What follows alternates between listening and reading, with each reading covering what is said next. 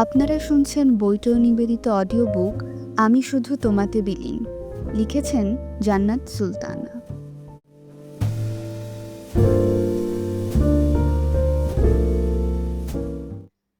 কার জন্য পালিয়ে এসছো? যে তোমাকে আমার জন্য মন্ত্রী মির্জা সাদনান শাহরিয়ার ভয়ে এখানে ফেলে রেখে পালিয়ে গিয়েছে তাকে, নাকি যে তোমাকে কোনোদিন ভালোই বাসেনি তার সাথে? সাদনান কথাগুলো বলেই আরও এক দুই কদম এগিয়ে এসে প্রিয়তাকে টেনে নিজের সাথে চেপে ধরল। প্রিয়তা আর্তনাদ করে উঠল। বোরকা হিসাব পড়ে থাকায় সেফটি পিনের বুকের নিচে কোমর বরাবর ফুটে। তবে এই ব্যথা যেন কিছুই না, তার থেকেও বেশি ব্যথা বুকের মধ্যে হচ্ছে। বুকের ভেতর যন্ত্রণার কাছে এই ক্ষত তুচ্ছতা মনে করল।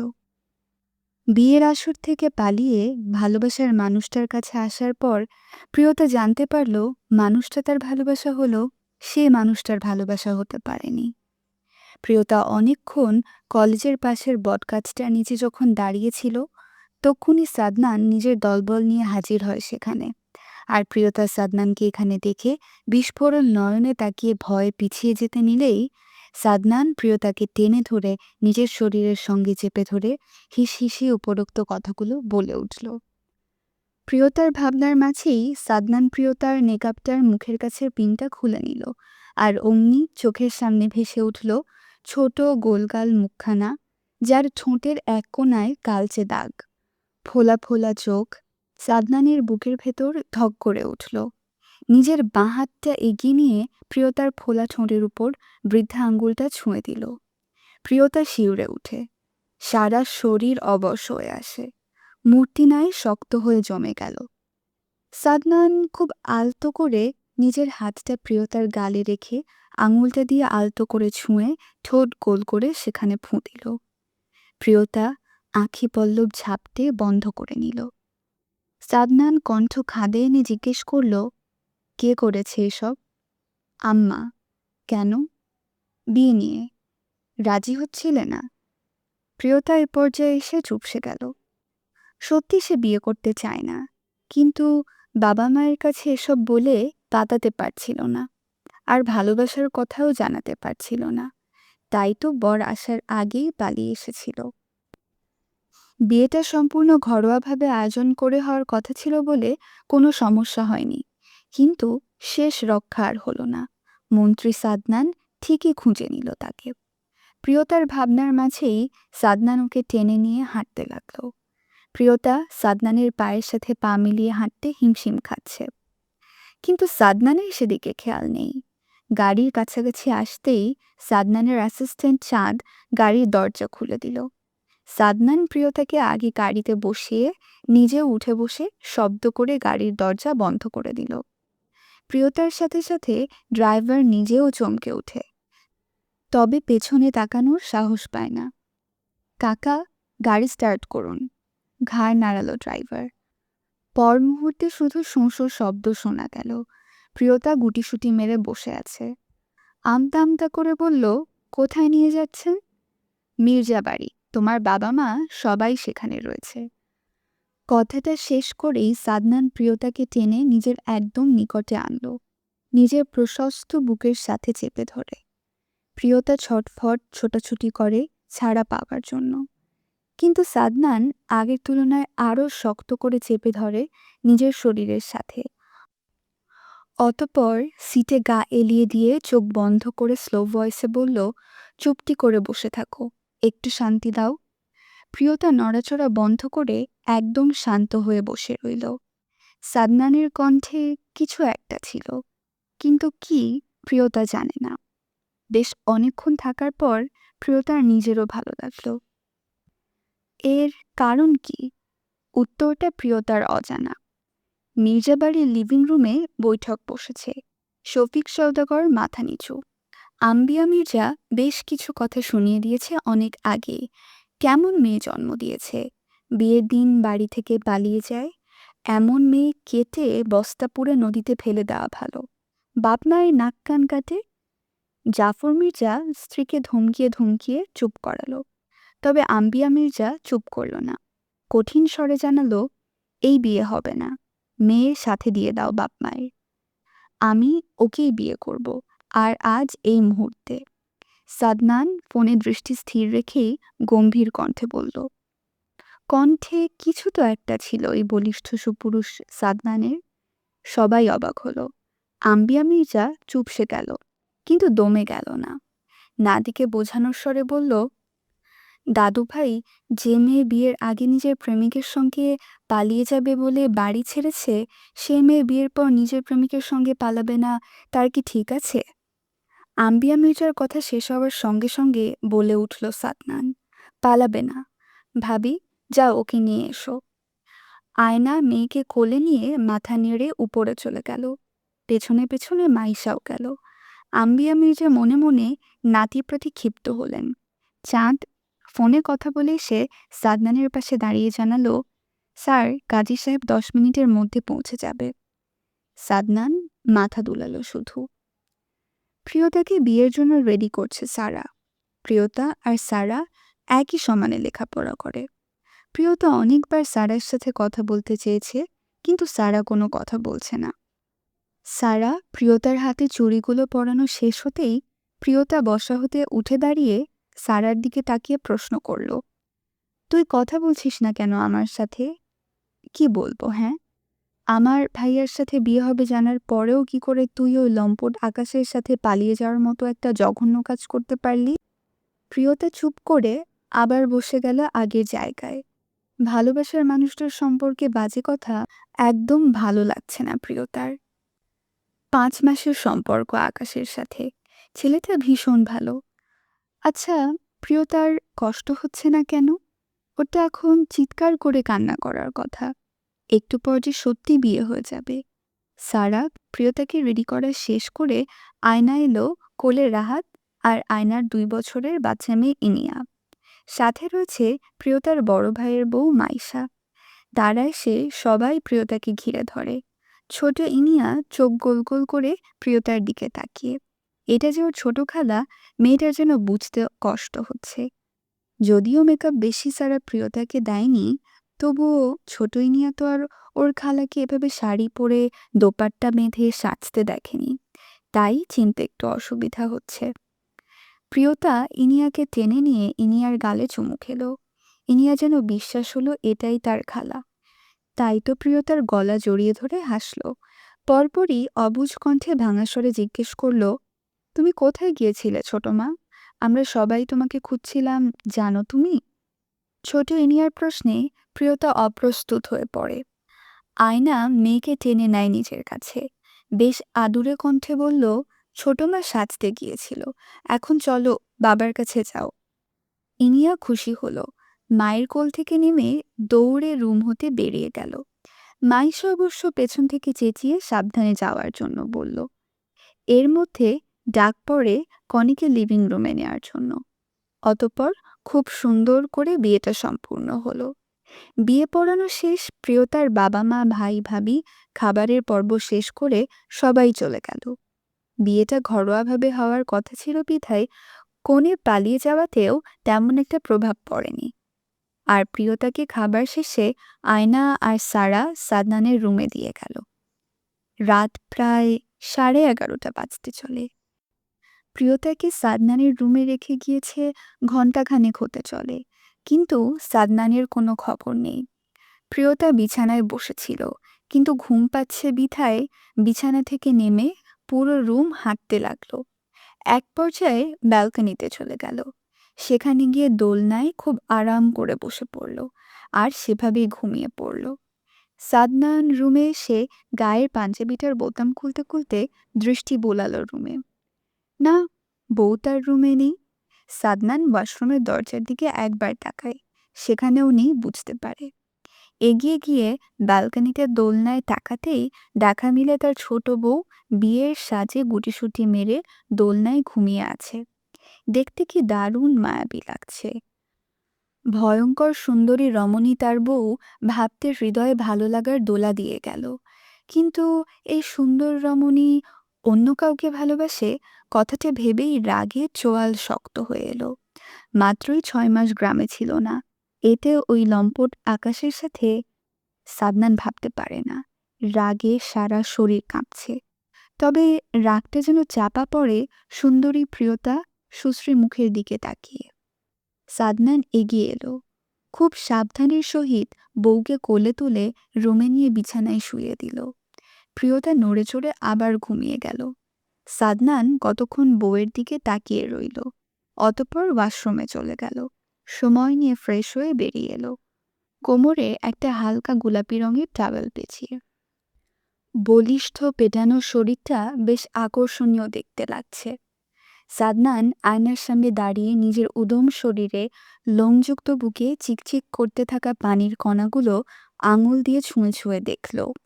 এই বুকে শুধু বউয়ের রাজত্ব চলবে, সেখানে তারা ক্ষণস্থায়ী।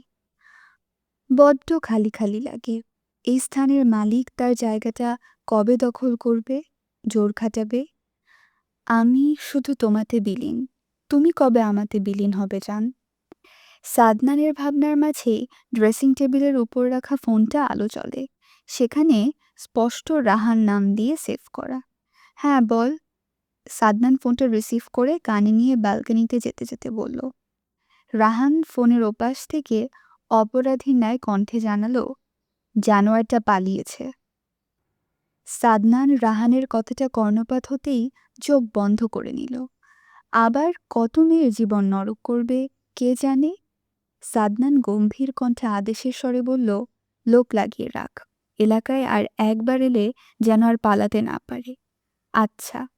রাহান কল কেটে দিল। সাদনান ফোনটা রুমে এসে সোফায় ছুঁড়ে ফেলে আলমারি হতে একটা ট্রাউজার আর একটা কালো রঙের গেঞ্জি বের করে পরে নিল।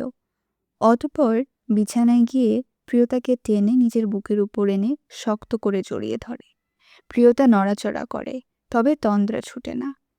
সে নিজেও সাদনানকে জড়িয়ে ধরে শক্ত করে। সাদনান হাসল। কাল সকালে কি হয় এখন সেটা দেখার অপেক্ষা।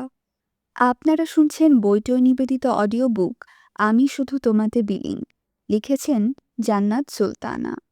সকালে ঘুম থেকে উঠে প্রিয়তা নিজেকে কারোর শক্ত হাতের বন্ধে আবিষ্কার করে। মাথা উঁচু করে চোখ পিটপিট করে তাকাতেই সুদর্শন পুরুষ সাদনান ভাইয়ের সুশ্রী সুন্দর মায়াবী মুখখানা নজরে পড়ে। কালো চাপদাঁড়ি ভর্তি গাল, ফর্সা মুখে বেশ আকর্ষণীয় লাগছে। একবার ছুঁয়ে দেখতে লোভ হচ্ছে। প্রিয়তা লোভ সামলাতে পারল না। নিজের ছোট নরম তুলতুলে হাতের আঙুল দিয়ে একবার ছুঁয়ে দিল। সাদনান ঘুমের ঘোরে কেঁপে উঠল, যা দেখে প্রিয়তার আত্মা বেরিয়ে আসার জোগাড় হলো। সাদনানের শক্ত বাঁধন হতে কৌশলে নিজেকে মুক্ত করে নিল। তবে উঠে যাওয়ার জন্য গায়ের উপর হতে চাদর সরিয়ে সাদনানের উপর দিতেই মাথা ঘুরে গেল। তড়িঘড়ি করে নিজের অর্ধনগ্ন শরীর ঢাকতে গিয়েও সাদনানের ঘুমের 12টা বাজিয়ে দিল। সাদনান ছোট ছোট চোখ করে প্রিয়তার দিকে তাকিয়ে থমথমে কণ্ঠে বলল, সারা রাত ঘুমোতে দিলে না, এখন আবার কি শুরু করলে? প্রিয়তা নিজেও থমথমে খেল। আমতা আমতা করে কিছু বলতে চাইল, তবে সাদনান তার আগেই প্রিয়তার গা হতে চাদর টেনে নিয়ে নিল। প্রিয়তা নিজের এলোমেলো কাপড় গোছাতে ব্যস্ত হয়ে পড়ল। সাদনান প্রিয়তার দিকে নেশাময় দৃষ্টিতে তাকিয়ে রইল। প্রিয়তার শাড়ির আঁচল বুকে টেনে নিল। ঘুমের ঘোরে হয়তো সেটা সরে গিয়েছিল, কিন্তু সারা রাত কি এভাবেই সাদনান ভাইয়ের বুকের ওপর শুয়েছিল? প্রিয়তার ভাবনার মাঝেই সাদনান গম্ভীর কণ্ঠে বলল, ফ্রেশ হয়ে আসো। প্রিয়তা নিঃশব্দে বিছানা ছাড়ল। প্রিয়তা ওয়াশরুম যাওয়ার পর সাদনান শোয়া থেকে উঠে বসে। নিজের সদ্য বিয়ে করা বউয়ের এমন রূপ দেখে নিজের পুরুষালী সত্তা নাড়া দিচ্ছিল। সাদনান মাথা ঝাঁকালো, ফোন হাতে কয়েকটা কল করে জরুরি কিছু আলাপ সেরে নিল। এর মধ্যে সারা এসে নাস্তা করতে নিচে যাওয়ার জন্য ডেকে গিয়েছে। সাদনান জানিয়েছে ওরা আসছে।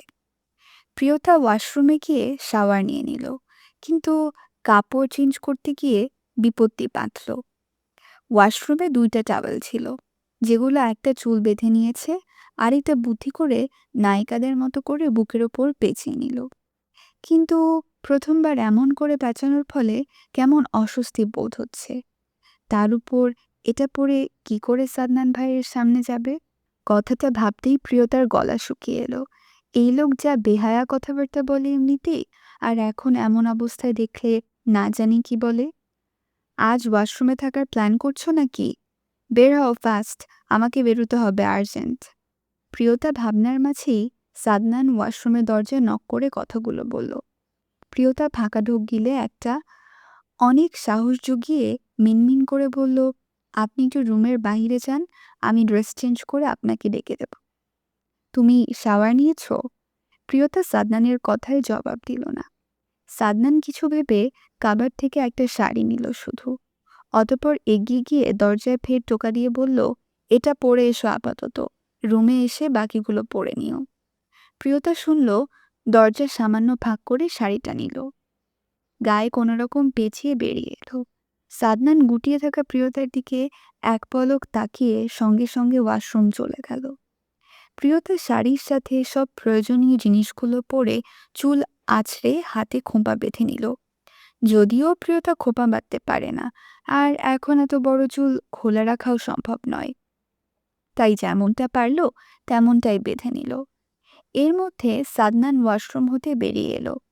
পরনে একটা ছাই রঙের ট্রাউজার, গলায় টাওয়েল ঝুলিয়ে সেটার এক প্রান্তে দিয়ে মাথা মুছে নিচ্ছে। প্রিয়তার বেহায়া চোখ সেদিকে স্থির রইল। চমৎকার দেখতে সুদর্শন পুরুষটা তার ব্যক্তিগত পুরুষ ভাবতে মনে এক অন্যরকম ভালো লাগা কাজ করে। বুকের ওপর ভারী কিছু পড়ায় প্রিয়তা চমকে উঠল। সাদনান মেয়েটার নরম সত্তায় ভেজে টাওয়েলটা ছুঁড়ে দিয়েছে। প্রিয়তা টাওয়েলটা হাতে নিয়ে সাদনানের দিকে দৃষ্টি দিতেই সাদনান হুকুমের স্বরে বলল, এটা ব্যালকনিতে দিয়ে এসো। প্রিয়তা শুনল বাধ্য মেয়ের মতো। টাওয়েল ব্যালকনিতে দিয়ে এসে দেখল সাদনান রেডি হচ্ছে। প্রিয়তা অন্যদিকে তাকিয়ে রইল। সাদনান পাঞ্জাবিটা গায়ে জড়িয়ে প্রিয়তার সামনে গিয়ে দাঁড়ালো। প্রিয়তা চমকালো। সরে যেতে নিলেই সাদনান প্রিয়তার কোমর টেনে ধরে। সাদনানের দানবীয় হাতের শীতল স্পর্শে প্রিয়তার সারা অঙ্গ শিউরে ওঠে। সাদনান প্রিয়তাকে আরও একটু নিচের দিকে টেনে নিল, এক রত্তির জায়গায় ফারাক রাখল না। প্রিয়তা চোখ বড় বড় করে সাদনানের দিকে তাকিয়ে আবার মাথা নুয়ে নিল। নিজের শরীরে প্রিয়তা মৃদু কম্পন অনুভব করে, তবে মনের ভেতর প্রশ্ন খুঁজছে, লোকটা কি চাইছে। প্রিয়তার ভাবনার মাঝেই সাদনান গম্ভীর কণ্ঠে আদেশ করল, বোতাম লাগাও। কি? প্রিয়তা সাদনানের কথা ঠিক ঠাহর করতে পারল না। কোন বোতামের কথা বলছে? তাই তো অবাক হয়ে একবার নিজের দিকে তাকিয়ে ভ্রু কুঁচকে জিজ্ঞেস করল। সাদনান প্রিয়তার দৃষ্টি বুঝতে পারে মেয়েটা কি না কি ভেবেছে, তবে নিজের দেরি হয়ে যাচ্ছে বিধায় কথা বাড়াতে চাইল না।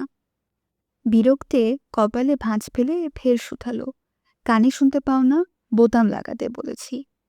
প্রিয়তা পায়ের আঙুলের সামনে ভর দিয়ে উঁচু হয়ে কাঁপা কাঁপা হাতে নিজের দুটা বোতাম লাগালো, কিন্তু বাকিগুলো উঁচু, আর নিজের হাতে এই কাঁপাকাঁপির কারণে বারবার বোতাম ছুটে যাচ্ছে। সাদনান এতক্ষণ ধরে রাখা হাতটা এবার প্রিয়তার কোমরে শক্ত করে ধরে দুই হাতে উঁচু করে নিল। প্রিয়তা খুব সহজেই এবার বোতামগুলো লাগাতে সক্ষম হলো। সাদনান বোতাম লাগানোর শেষে গায়ে পারফিউম দিয়ে চুল আছড়ে ফোনটা পাঞ্জাবির পকেটে নিয়ে রুম হতে বেরিয়ে যেতে যেতে জানালো, রাতে ফিরব, অপেক্ষা করবে। শেষের কথাটায় কেমন অধিকার নিয়ে বলল।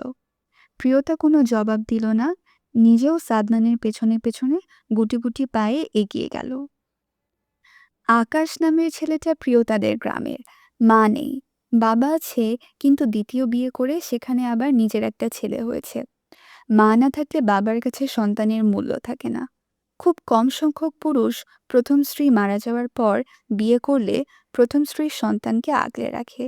বেশিরভাগই নতুন বউ, তারপর তার দ্বিতীয় পক্ষের সন্তান নিয়ে ব্যস্ত থাকে। ঠিক তেমন আকাশের বেলায়ও ব্যতিক্রম হয়নি। বাবা মায়ের টাকার অভাব না থাকলে শাসনের অভাবে বিগড়ে গিয়েছে। বড় হওয়ার সাথে সাথে মেয়ে পাচারকারী লোকের সাথে যুক্ত হয়ে গ্রামের প্রায় অনেক মেয়ের সাথে ভালোবাসার অভিনয় করে তাদের বিয়ে করার লোভ দেখিয়ে শহরে নিয়ে পাচারকারীদের হাতে তুলে দিচ্ছে। ঘটনা জানাজানি হয়েছে মাসখানেক সময় হবে। আশেপাশের পুলিশ খোঁজ নিয়ে এটুকু জানতে পেরেছে, সাদনান আজ প্রায় 6 মাস ধরে গ্রামে আসছে না। এমপি পদ ত্যাগ করে মন্ত্রীর পদ পাওয়াটা তো আর চারটিখানি কথা নয়। এর মধ্যে নিজের হৃদয়ে থাকা ছোট্ট প্রেয়সী যে আকাশের ফাঁদে পা দিয়ে ফেলবে, সাদনান কশিনকালেও ভাবতে পারেনি। সাদনান একটা মিটিংয়ে রয়েছে এখন। মনোযোগ তার আশেপাশে বসা বড় বড় নেতাদের দিকে তীক্ষ্ণ। সবাই শুধু ভালোর কথা বলে, ভালো কাজ করছে, এটা সেটা আরো কত কি। কিন্তু রাস্তায় নামলে দেখা যায় এরা কতটা ভালো কি করছে। এরা নিজেদের পেট ভর্তি করতে আর ভাবসাব নিয়ে চলাফেরা করতেই শুধু রাজনীতি করে। নয়তো দেশের সাধারণ মানুষের কথা যে এরা ভাবে না, এটা খুব সহজেই বোঝা যায়। মিটিং চলাকালীন সময়ই সাদনানের পার্সোনাল অ্যাসিস্ট্যান্ট চাঁদ সেখানে এলো। হাতে তার ফোন, কেউ কলের ওপাশে রয়েছে। সাদনান ভ্রুকুচকে মিটিং কন্টিনিউ করতে বলে। ফোনটা হাতে নিয়ে কানে তুলে স্লো ভয়েসে বলে উঠল, মন্ত্রী মির্জা সাদনান শাহরিয়ার বলছি। আপনি? মন্ত্রী মির্জা সাদনান শাহরিয়ার গিন্নি বলছি। সাদনান ভ্যাবাচ্যাকা খেল, তবে পরক্ষণেই বুঝতে পারে। নিজেকে স্বাভাবিক করে সাদনান প্রিয়তাকে বলল, মিটিং শেষে কথা বলছি। এই না না, একদম কল কাটবেন না, আমার এখন আপনার সাথে কথা বলতে ইচ্ছে করছে। সাদনান ফোনটা কান হতে সরাতে গিয়েও প্রিয়তার তড়িঘড়ি করে আবেদনের কারণে পারল না। প্রিয়তার এমন মায়াময় কণ্ঠে সাদনানের পুরুষালী সত্তা নাড়িয়ে দিল। এই মেয়ের কণ্ঠে এই সুবিশাল বলিষ্ঠ সুপুরুষ সাদনান মূর্ছা যায়। এত বড় বড় এমপি মন্ত্রীর সাথে গম্ভীর কণ্ঠে দাপট নিয়ে হুকুম জারি করা মানুষটা এই একটা বাচ্চা মেয়ের সাথে সামান্য উঁচু গলায় কথা বলতে বুক কাঁপে। সাদনান লম্বা শ্বাস টানে, পাশে দাঁড়ানো চাঁদের দিকে একবার তাকিয়ে চোখ বন্ধ করে স্বাভাবিক করতে চায় নিজেকে। সময় নিয়ে বলল, আমার জান, অপেক্ষা করো, রাতে ফিরে আমি তোমার সাথে পার্সোনাল মিটিং করব। সাদনান কল কেটে ফোনটা আবার চাঁদের হাতে দিয়ে মিটিংয়ে মনোযোগ দিল। তবে মনে মনে একটু চিন্তিত হলো, হঠাৎ মেয়েটার এরূপ ব্যবহারের কারণ কি। এদিকে প্রিয়তা ভয়ে চুপসে গিয়েছে। সারা, মাইশা, আয়না হেসে লুটোপুটি খাচ্ছে। মূলত ওরাই প্রিয়তাকে ডেয়ার দিয়েছিল। প্রিয়তা চুপচাপ সেখান হতে চলে এলো। কয়দিন পর পরীক্ষা শুরু, তাই পড়তে বসে গেল। এখন শুধু সাদনান ভাই ফিরে আসার অপেক্ষা, আর ফিরে এসে কি করবে সেটা দেখার পালা। একটা নামি দামি রেস্টুরেন্টে বসে আছে সারা। তার অপর পাশে বসে রয়েছে একজন প্রাপ্তবয়স্ক যুবক। কালো রঙের শার্ট গায়ে, চোখে সানগ্লাস, মুখে মাস্ক হাতে ফোন নিয়ে সেটাই স্ক্রোল করছে। সারাকে এভাবে তাকিয়ে থাকতে দেখে ব্যক্তিটা ফোন থেকে চোখ তুলে সারার দিকে তাকিয়ে চোখ হতে সানগ্লাসটা খুলে টেবিলের উপর রেখে ভ্রু উঁচিয়ে ইশারায় জিজ্ঞেস করল, কি? সারা মৃদু ঘাড় নেড়ে বলল, কিছু না। সেকেন্ডের মতো সময় চুপ থেকে বলে উঠল, আপনি এত সুন্দর কেন রাহান ভাই? রাহান হাসল বোধহয়, হয়তো মাস্কের জন্য তা সারার নজরে এলো না। তবে চোখগুলো ছোট ছোট হয়ে এলো, যার ফলে সারার নিকট রাহানকে দেখতে আরো কয়েক গুণ সুন্দর দেখালো। রাহান একটু এগিয়ে এলো, নিজের পা জোড়া দিয়ে সারার পায়ে সংঘর্ষ করল। সারা শিউরে উঠে পা সরিয়ে নিল। রাহান এবার হেসে দিল, হাসতে হাসতে বলল, তোমার রূপের কাছে আমার এই সুন্দর চামড়া তুচ্ছ। তুমি জানো তুমি আমার সামনে থাকলে আমার কি করতে ইচ্ছে করে? কি করতে? খুব শিগগির বুঝিয়ে দেব, বিয়েটা করে নেই। সারা হাসল। রাহান ফোন হাতে আবার ফোনের স্ক্রিনে তাকিয়ে রইল। এই মেয়েকে সরাসরি দেখার সাহস রাহানের নেই, যদি অঘটন কিছু ঘটে যায়। এই জন্যেই রাহান একই বাড়িতে থেকে এই মেয়ের থেকে তবুও দূরে দূরে থাকে, সব সময় এড়িয়ে চলার চেষ্টা করে। কিন্তু সেটা এই মেয়ে হতে দেয় কোথায়? যখন তখন রুমে চলে আসে, হাত ধরে টানাটানি করে, যেমন আজ টেনে টুনে এখানে নিয়ে এসেছে। রাহান কতবার করে না করলো, তবুও শুনল না। সারা কাবাবটা শেষ হলে রাহান পিল মিটিয়ে সেখান থেকে বেরিয়ে এলো। প্রায় সন্ধ্যা। এদিকে মামি বলেছে জাফর মির্জা বাড়ি ফিরে আসার আগে বাড়ি ফিরতে। আম্বিয়া মির্জা যদি জানতে পারেন তিনি আবার রাগারাগি করবে, কারণ মেয়েদের বাইরে ঘোরাঘুরি তিনি একদম পছন্দ করে না। রাহান বাড়ি ফেরার পথে সারাকে একটা বেলি ফুলের মালা কিনে দিল। অতপর বাইকে উঠে দুজন বাড়ির দিকে চলে গেল। আর সেদিকে গাড়ির ভেতর থেকে তীক্ষ্ণ কণ্ঠে সাদনান তাকিয়ে রইল। ব্যাপারটা সাদনানের মা সাদনানকে অনেক আগেই জানিয়েছে। তার উপর সাদনান নিজেরও সন্দেহ হয়েছিল। ব্যাপারটা খারাপ নয়, তবে এমন সম্পর্কে না থাকা ভালো। সাদনানের ভাবনার মাঝেই চাঁদ এলো। হাতে একটা বেলি ফুলের মালা আর একটা সাদা গোলাপ, সাথে এক বক্স চকলেট। সাদনান গুরুগম্ভীর কণ্ঠে চাঁদকে জিজ্ঞেস করল, মুন, তোমার ম্যামের পছন্দ হবে তো? স্যার, আমি তো এখনো বিয়ে করিনি, তবে আমার মনে হয় হবে। চাঁদ মিনমিন করে বলল। সাদনান আর কিছু না বলে গাড়ি স্টার্ট দিতে বলে। অনেক রাতে সাদনান বাড়ি ফিরল। প্রিয়তা তখন গভীর ঘুমে। সাদনান ফ্রেশ হয়ে নিচে গিয়ে খাবার খেয়ে রুমে এলো। রুমে এসে সাদনান প্রিয়তাকে রুমে দেখতে পায় না, হয়তো ওয়াশরুমে গিয়েছে। সাদনান বিছানায় শোয়ার পরপরই প্রিয়তা বেরিয়ে এলো। গায়ে একটা মেরুন রঙের থ্রি পিস, যেটার ওড়নাটা অবহেলায় পড়ে আছে বিছানায়। প্রিয়তা ভেবেছিল সাদনান রুমে আসার আগে আবার ফিরে এসে শুয়ে পড়বে, কিন্তু এখন তো উল্টো হলো। এখন কি হবে? জাস্ট বাসর হবে জান, যেটা কাল হয়নি সেটা আজ হবে। প্রিয়তার গলা শুকিয়ে এলো। নিজেকে আড়াল করতে নিজের লম্বা কোমরের নিচে সমান চুলগুলো ছেড়ে দিয়ে কাঁধের দুপাশে ডেকে নিল। সাদনান হাসল। এগিয়ে এসে প্রিয়তাকে চেপে ধরল নিজের সাথে। 1 ইঞ্চি ফারাক রাখল না। প্রিয়তার সারা শরীর শিউরে ওঠে। ছোটাছুটি করে, কিন্তু লাভ হয় না। সাদনানের মতো এমন বলিষ্ঠ দেহের পুরুষের সাথে শক্তি দিয়ে কোনো দিক দিয়ে প্রিয়তা পেরে ওঠে না। সাদনান প্রিয়তার দিকে তাকিয়ে শব্দ করে হাসল। প্রিয়তা এবার মাথা নুইয়ে চুপ করে গেল। সাদনান ড্রেসিং টেবিলের উপর থেকে ফুলের মালাটা নিয়ে প্রিয়তার এক হাত উঁচু করে সেটাই বেঁধে দিল। প্রিয়তা খুশি হলে সেটা মুখ দেখে সাদনান বুঝতে পারল। প্রিয়তা কিছু বলবে তার আগেই সাদনান প্রিয়তাকে সেভাবে রেখেই বিছানার দিকে এগিয়ে গেল। প্রিয়তাকে ছুঁড়ে ফেলে দিল বিছানায়। প্রিয়তার সারা শরীর নড়ে ওঠে। সাদনান প্রিয়তার পাশে শুয়ে প্রিয়তাকে টেনে নিল নিজের বুকের ওপর। প্রিয়তার গলদেশ গাঢ় থেকে প্রগাঢ় চুম্বন করল। প্রিয়তা ব্যথাতুর শব্দ করে, তবে সাদনান নিজের উদ্দেশ্য পূর্ণ করে প্রিয়তাকে আরও শক্ত করে চেপে ধরে নিজের সাথে। পরপরই সময় নিয়ে বলল, আমার জান, অভ্যাস করে নাও, যত সময় লাগে নাও। আমার এই স্পর্শগুলো তোমার জন্য সব সময় হবে, তাই যত দ্রুত সম্ভব মানিয়ে নাও। সাদনান কথাগুলো শেষ করে প্রিয়তার মাথার তালুতে নিজের ওষ্ঠদয় ছুঁয়ে দিল। প্রিয়তার নিজের কেন জানি ভালো লাগলো, তাই তো সেভাবেই সাদনানকে জড়িয়ে ধরে ঘুমিয়ে গেল। রাহান ফোনে কথা বলছে। ওপাশের মানুষটা কি বলছে শোনা যাচ্ছে না, তবে বেশ অভিমান করে রয়েছে সেটা ঠিক বুঝতে পারে সাদনান। সাদনান একটা মিটিং শেষে বিশাল বড় একটা ভবন হতে বেরিয়ে এসেছে মাত্র। এতক্ষণ রাহানও সাদনানের সাথে ছিল, কিন্তু হঠাৎ রাহানের ফোনে কল আসায় বাইরে এসছে। সাদনান রাহানকে কিছু বুঝতে না দিয়ে নিজের জন্য বরাদ্দকৃত দামি গাড়িটায় বসে গেল। সাথে থেকে সিকিউরিটিগুলো পেছনের গাড়িতে বসল। রাত তখন 8:30টার বেশি সময় বাজে। সাদনান গাড়িতে বসার পরপরই রাহান এসে বসল। চোখ মুখ চিন্তিত, থমথমে। রাহান গাড়িতে ওঠার পর গাড়িগুলো স্টার্ট হলো। সাদনান শটান হয়ে বসল।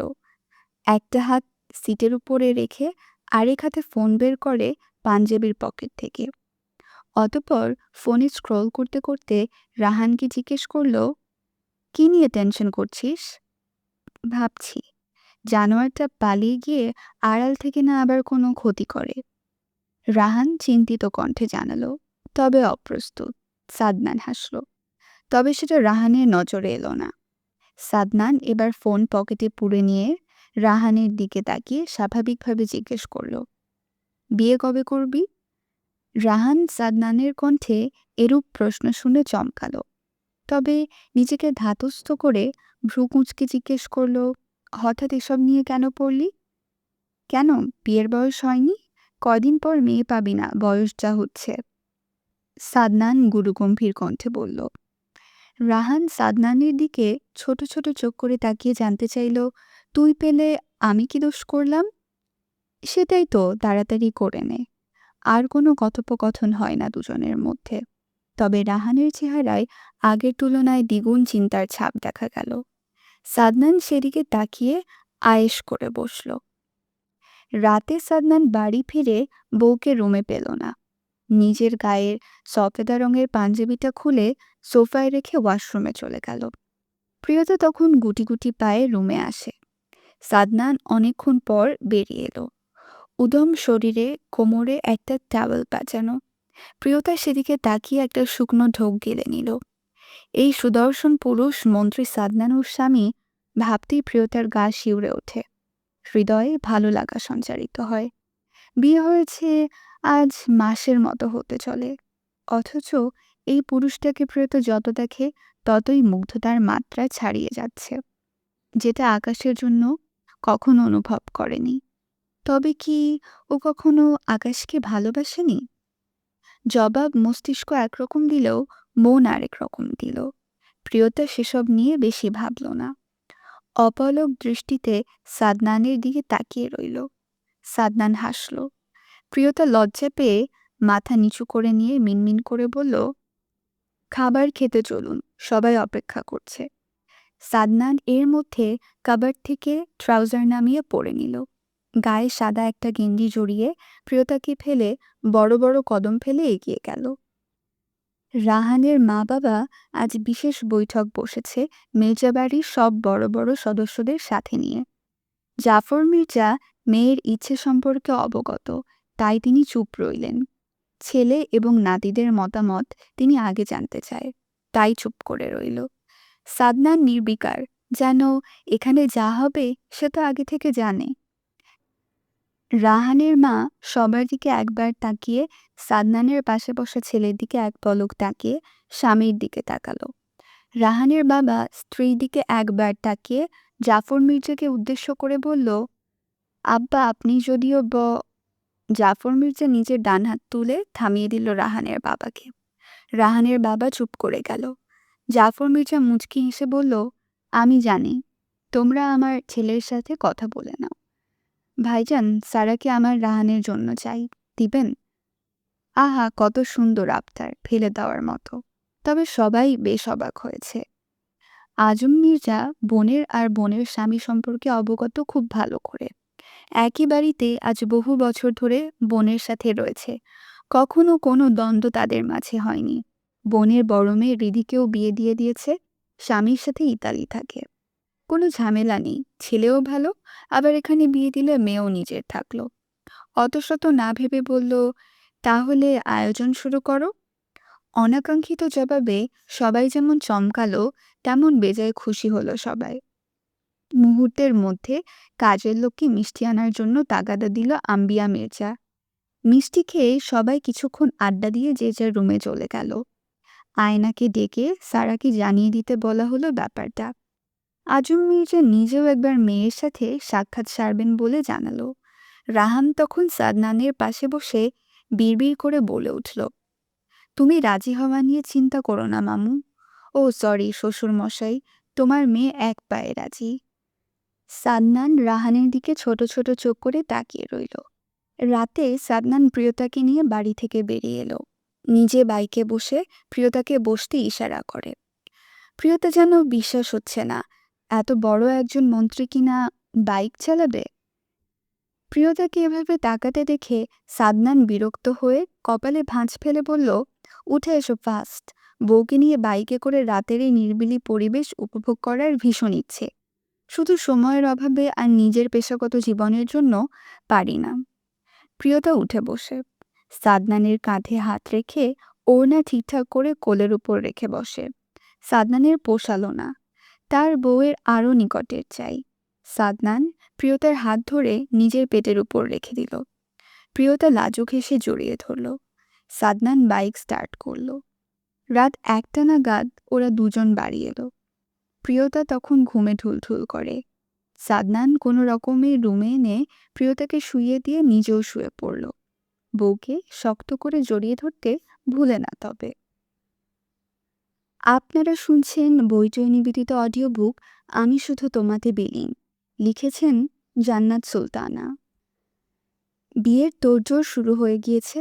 বর-কনে একই বাড়িতে থেকে বিয়ে হচ্ছে বিধায় আনন্দ যেমন রয়েছে, কাজও তেমনি রয়েছে। দম ফেলার সময় নেই।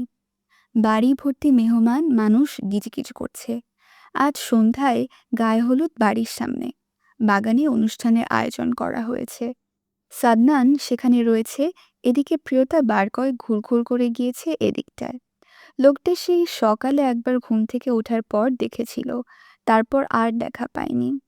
ওদিকে মানুষ নয়তো নিজেকে একবার লুকিয়ে দেখে আসতো। সাদনান নিজেরও অবস্থা করুন। বউকে এক নজর না দেখায় শান্তি পাচ্ছে না বিধায় কয়েকটা ছেলে কাজ পাহারা দিতে বলে বাড়ির ভেতর আসে। এসে নজরে পড়ে বউ তার লিভিং রুমে চোরকির মতো ঘুরপাক খাচ্ছে। প্রিয়তা হঠাৎ সাদনানকে নজরে এলে সাদনান প্রিয়তাকে রুমে আসার জন্য ইশারা করে নিজের রুমে চলে গেল। প্রিয়তা যাওয়ার জন্য পা বাড়াতেই আম্বিয়া মির্জা নিজের জন্য পান বানাতে বলে। প্রিয়তা হাসি মুখে পান বানিয়ে দেয়, তবে মনের মধ্যে অস্থিরতা কাজ করে। কখন কাঙ্ক্ষিত মানুষটার সাথে একটু কথা বলবে, একটু দেখা পাবে। প্রিয়তার রুমে এলেই সাদনান প্রিয়তাকে টেনে নিয়ে নিজের সাথে অনেকক্ষণ মিশিয়ে রাখে, যেন নিজের তৃষ্ণা মিটিয়ে নিচ্ছে। প্রিয়তা হঠাৎ সাদনানের পাঞ্জাবির একটা বোতাম খুলে উন্মুক্ত করে সেখানে নিজের অধর ছুঁয়ে দিল আলতো করে। সাদনান প্রিয়তাকে টেনে নিজের আরও কাছে নিল। নিজের প্রশস্ত বুকে পিষে নেওয়ার মতো করে চেপে ধরে সাদনান। প্রিয়তার ডান গালে একটা হাত রেখে নিজের মুখটা এগিয়ে নিয়ে প্রিয়তার অধরের ভাঁজে নিজের অধর চেপে ধরে। প্রিয়তার দম বন্ধ হয়ে আসার জোগাড়, কিন্তু সাদনানের ছাড়ার নাম নেই।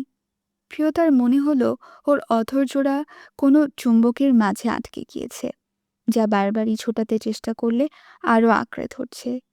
সাদনান প্রিয়তার অধরে বেশ অনেকটা সময় রাজত্ব চালায়। প্রিয়তার শ্বাস নিতে কষ্ট হচ্ছে। চোখ দিয়ে গাল বেয়ে অশ্রুকণা সাদনানের চাপদাড়ি ভর্তি গাল স্পর্শ করতেই সাদনান প্রিয়তাকে ছেড়ে দিল, তবে নিজের কাছ থেকে দূরে করে না। প্রিয়তার কোমরে মৃদু চাপ প্রয়োগ করে বলল, অভ্যাস করে নাও, আগেই বলেছি, যত টাইম লাগে। প্রিয়তাকে ছেড়ে দিয়ে রুম হতে বেরিয়ে গেল সাদনান। এদিকে প্রিয়তা লজ্জায় আড়ষ্ট। বারবার নিজের ঠোঁটে আঙুল ছুঁয়ে দিয়ে ফের নিজে লজ্জায় লাল নীল বেগুনি হচ্ছে। প্রিয়তার হঠাৎ নজরে আসে একটা শপিং ব্যাগ। প্রিয়তা এগিয়ে গিয়ে বিছানা থেকে সেটা হাতে নিয়ে দেখল একটা শাড়ি রয়েছে। শাড়িটা হলুদ, পাড়টা লাল, সাথে একটা পাঞ্জাবি সাদা রঙের। প্রিয়তা হেসে শাড়িটা পরে নিল আর পাঞ্জাবিটা রেখে দিল যত্ন করে। সন্ধ্যার পর সারার হলুদের অনুষ্ঠান শুরু হয়। সালেহা বেগম অনুষ্ঠানের ওখান থেকে রুমে আসার আগে প্রিয়তাকে নিজের রুমে আসার জন্য বলে আসে।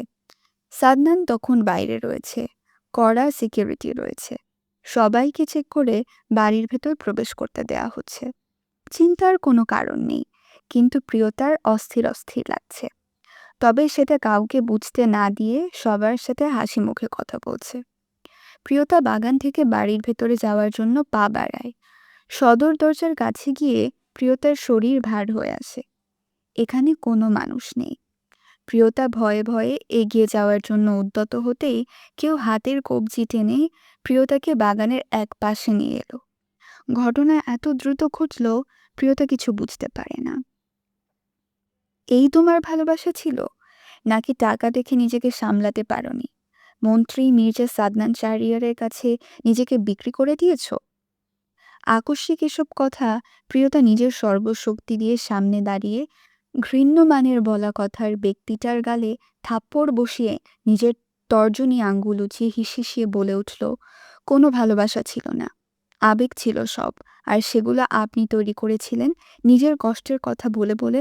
আমাকে ইমোশনাল করে ঠকানোর মতো বাজে পরিকল্পনা করেছিলেন।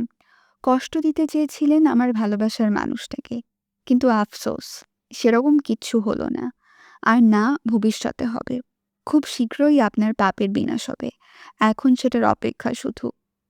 প্রিয়তা কথাগুলো বলেই চলে যেতে নিলে আকাশ প্রিয়তাকে পেছন থেকে টেনে ধরে। সাদনান নিজের ফোন কথা বলতে বলতে এদিকটায় আসছিল, আর হঠাৎ সাদনানের নজর প্রিয়তার আর আকাশের কাছাকাছি আসাটা বড্ড ঘনিষ্ঠ দেখালো। ধপ করে সাদনানের মাথায় আগুন জ্বলে উঠল। রাগে চোয়াল শক্ত করে পাশেই চাঁদের দিকে তাকিয়ে কিছু ইশারা করে নিজে এগিয়ে গিয়ে প্রিয়তাকে টেনে আকাশের কাছ থেকে ছাড়িয়ে নিল। ততক্ষণে চাঁদ কয়েকজন গার্ড নিয়ে হাজির হলো। আকাশকে সবাই ঘিরে ধরে। আকাশ প্রিয়তার দিকে তাকিয়ে শয়তানি হাসি হাসল। সাদনানের নজরে তা না এলেও প্রিয়তার দৃষ্টিতে সেটা ঠিক ধরা পড়ল। খুব বিশ্রী লাগলো দেখতে প্রিয়তার কাছে সেটা। আর প্রিয়তা আকাশের এই হাসির মানেটাও ঠিক ঠাহর করতে পারল। সাদনানের মনে তার জন্য ভুলের একটা বীজ রিপন করে দিয়েছে। প্রিয়তার ভাবনার মাঝেই সাদনান কঠিন স্বরে হুকুম জারি করল, গোডাউনে নিয়ে যাও, আমি না আসা অব্দি এক ফোঁটা পানিও এঁকে দিবে না, গো ফাস্ট। তিনজন কালো স্যুট পরা লোক মাথা নাড়িয়ে সম্মতি দিয়ে আকাশকে নিয়ে চলে গেল। এদিকটা সামলে নিবে, কোনো ঝামেলা যেন না হয়। চাঁদকে উদ্দেশ্য করে কথাগুলো বলেই সাদনান প্রিয়তার হাত শক্ত করে টেনে ধরে বাড়ির ভেতর নিয়ে গেল। প্রিয়তা বারবার সাদনানের পায়ের সাথে তাল মিলিয়ে হাঁটতে হিমশিম খাচ্ছে, কিন্তু সেদিকে সাদনানের নজর নেই।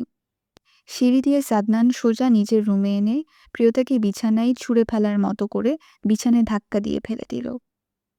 বিয়ে করেছি আমি তোকে, বউ তুই আমার, সম্পূর্ণ অধিকার আছে আমার তোর অ্যান্ড তোর এই রূপবতী শরীরটার ওপর। এতদিন সময় দিয়েছি তোকে, কিন্তু তুই তো তুই, আমাকে মানুষ বলেই গণ্য করিস না।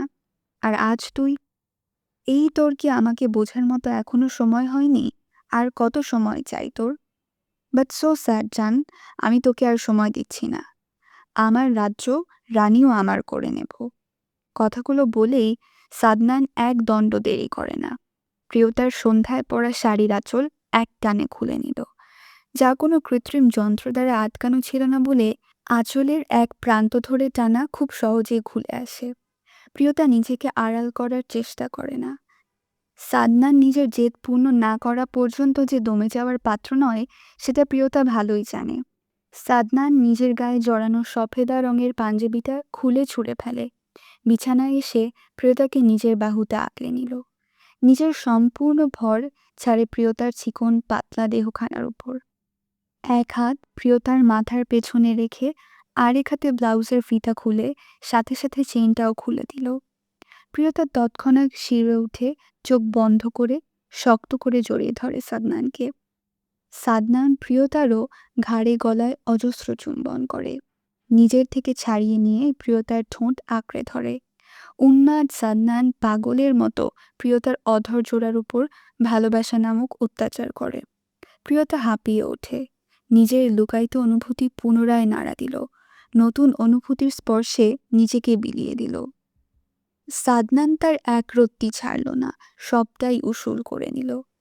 রাতে সাদনানের দাদি প্রিয়তাকে কোথাও দেখতে না পেয়ে সুফিয়া বেগমকে জিজ্ঞেস করায় সুফিয়া বেগম জানায় প্রিয়তা অসুস্থ, তাই ঘুমিয়ে পড়েছে। মূলত তিনি সাদনানের অ্যাসিস্ট্যান্টের কাছ থেকে ঘটনা সম্পর্কে জানার পর বিষয়টা বুঝতে বেগ পেতে হয়নি। আম্বিয়া মির্জা উসখুস করলেও স্বামী আর বাড়িতে এত মানুষজন দেখে আর কিছু বলেনি। ভোরের দিকে কারোর গোঙানোর শব্দে সাদনানির ঘুম হালকা হয়, তবে তন্দ্রা ছুটে না। শেষ রাতের দিকেই তো বউকে সাথে নিয়ে শাওয়ার শেষ করে এসে তাহাজ্জুদ পড়ে ঘুমালো, কিন্তু পরক্ষণেই সাদনান কিছু ভেবে ধপ করে চোখ খুলল। নিজের বুকের ওপরেই তো নিয়ে শুয়েছিল বউকে, নেই কেন তাহলে? সাদনান শোয়া থেকে উঠে বসে। ড্রিম লাইটের কমলা রঙের আবছা আলোয় নজরে এলো প্রিয়তা বিছানার এক কোণে বসে হাঁটুর ভাঁজে মুখ গুজে আছে। সাদনানের বুকের ভেতর ধক করে উঠল।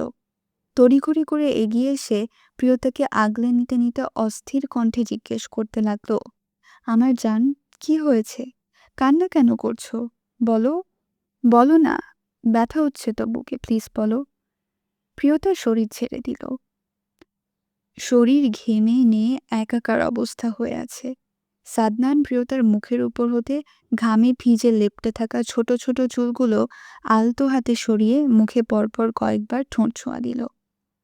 প্রিয়তা নিবু নিবু চোখে মিনমিন করে বলল, পেটে পেইন হচ্ছে। সাদনানের বিষয়টা বুঝতে বেগ পেতে হয় না। তার বউয়ের দিকে প্রথম থেকে নজর দেওয়া উচিত ছিল। নিতান্তই বাচ্চা মেয়ে তার বউ। আর তার মতো এমন সুবিশাল বলিষ্ঠ সুপুরুষের ছোঁয়ায় যে মুছে যাওয়ার কথাই।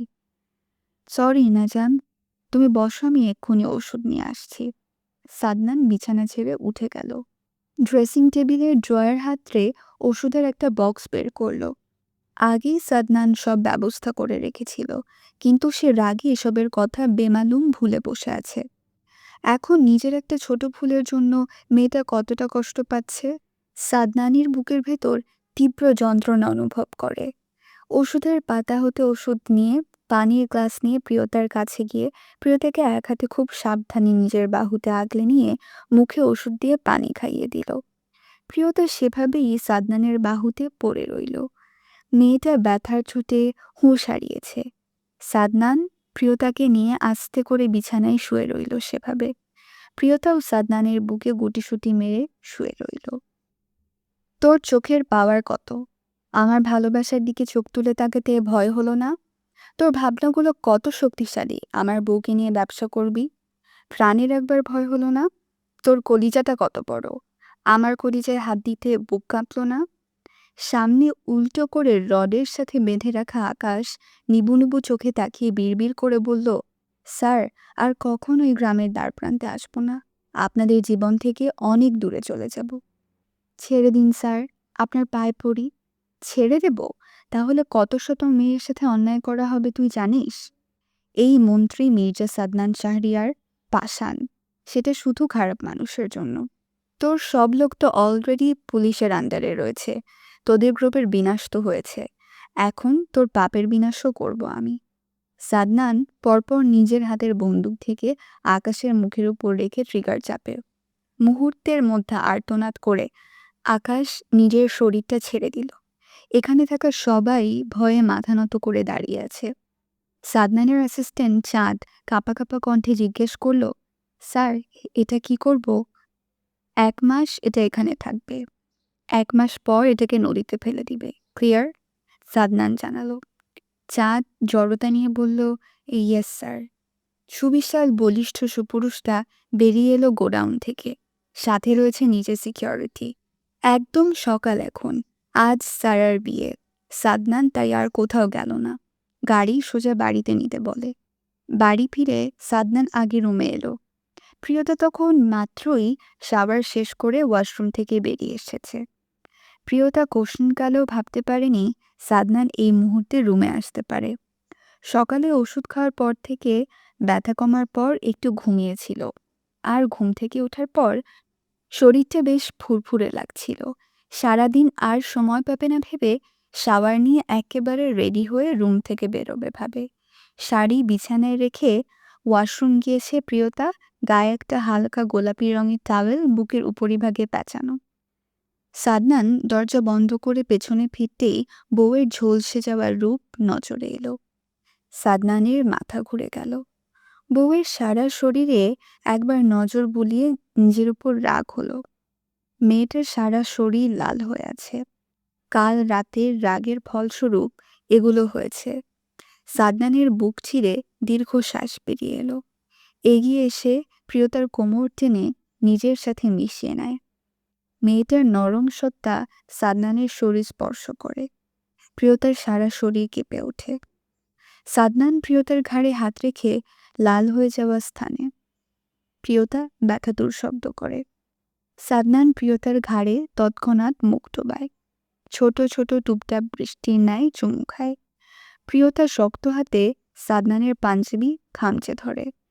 সাদনান উন্মাদ হয়, পাগলামি বাড়তে থাকে। প্রিয়তার অবস্থা বেসামাল। বলিষ্ঠ সুপুরুষ সাদনানকে সামলাতে হিমশিম খায়। সাদনান বউকে কোমর আগলে ধরে উঁচু করে নিজের সাথে চেপে ধরে। প্রিয়তা সাদনানের গলা জড়িয়ে ধরে, কিছুটা শূন্যে ভাসে। সাদনান বউকে নিয়ে সোজা ওয়াশরুমে চলে যায়। ঝর্ণা ছাড়ে। উপর থেকে পানির ঝাপটা দুজনকে মুহূর্তের মধ্যে ভিজিয়ে জবুথবু করে দেয়। সাদনান ততক্ষণে বউয়ের ওষ্ঠদয়ে নিজের রাজত্ব চালাচ্ছে। প্রিয়তা আবেশে চোখ বন্ধ করে তা গ্রহণ করছে। সময় নিয়ে বেশ গাঢ় একটা চুম্বন করল। প্রিয়তা ছাড়া পাওয়া মাত্রই জোরে জোরে শ্বাস টানে, যেটার ফলস্বরূপ বুকের উঠানামা বৃদ্ধি পায়।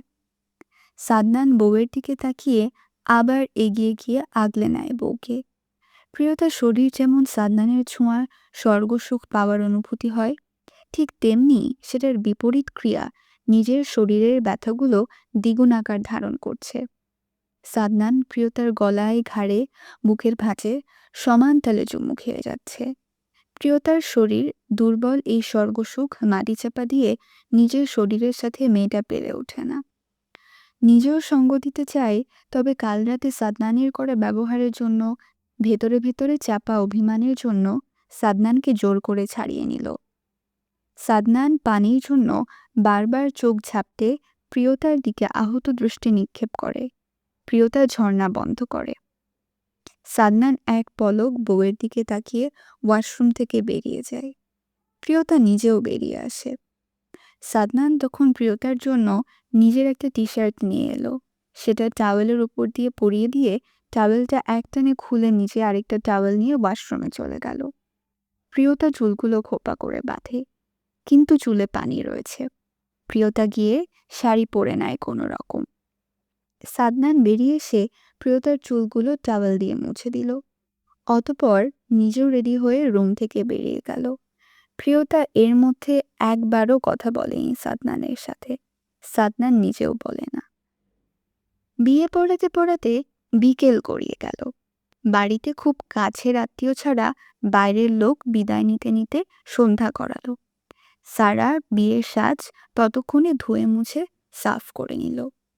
জীবনে বউ সেজে ছবি তোলার ভীষণ ইচ্ছে ছিল, যার সবগুলো পূর্ণ হয়েছে। তাই এসব বস্তা পড়ে থাকার কোনো মানেই হয় না সারার মতে। রাহান সারার দিকে বেশ কয়েকবার অসহায় চোখে তাকিয়েছিল, তবে সারা সেসব পাত্তা দিল না। রাহান হাড়ে হাড়ে টের পেল বাচ্চা মেয়েদের সাথে প্রেম করলে এই এক সমস্যা, এরা নিজেরা নিজেদের মন মতো সব করবে, কারো চাওয়া পাওয়ার পাত্তা দেয় না। তবে এরা নিজেদের ভালোবাসার অধিকার নিয়ে প্রচুর সেন্সিটিভ। রাহান ভেবেছিল বাসর ঘরে বউয়ের ঘুমটা ফেলে দিয়ে মাশাআল্লাহ বলবে, কিন্তু হায় কপাল, এসবের কিছু হবে না ভেবেই মন খারাপ হলো।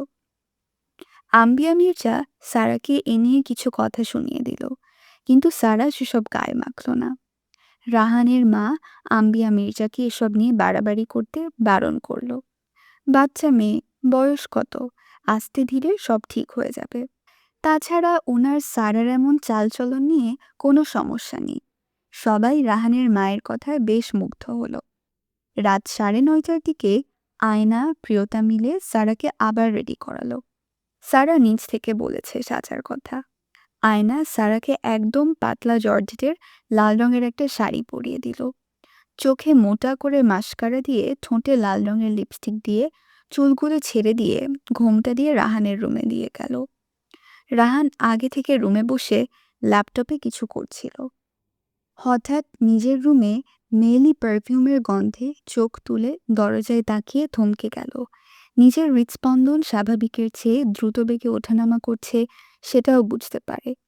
রাহান ল্যাপটপ ফেলে এগিয়ে গিয়ে দরজা বন্ধ করে সারাকে পেছন থেকে জড়িয়ে ধরে।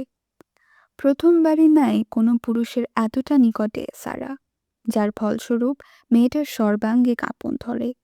জোরে জোরে শ্বাস নেওয়ার সাথে সাথে নিজের বুকের ওঠানামাও বৃদ্ধি পায়।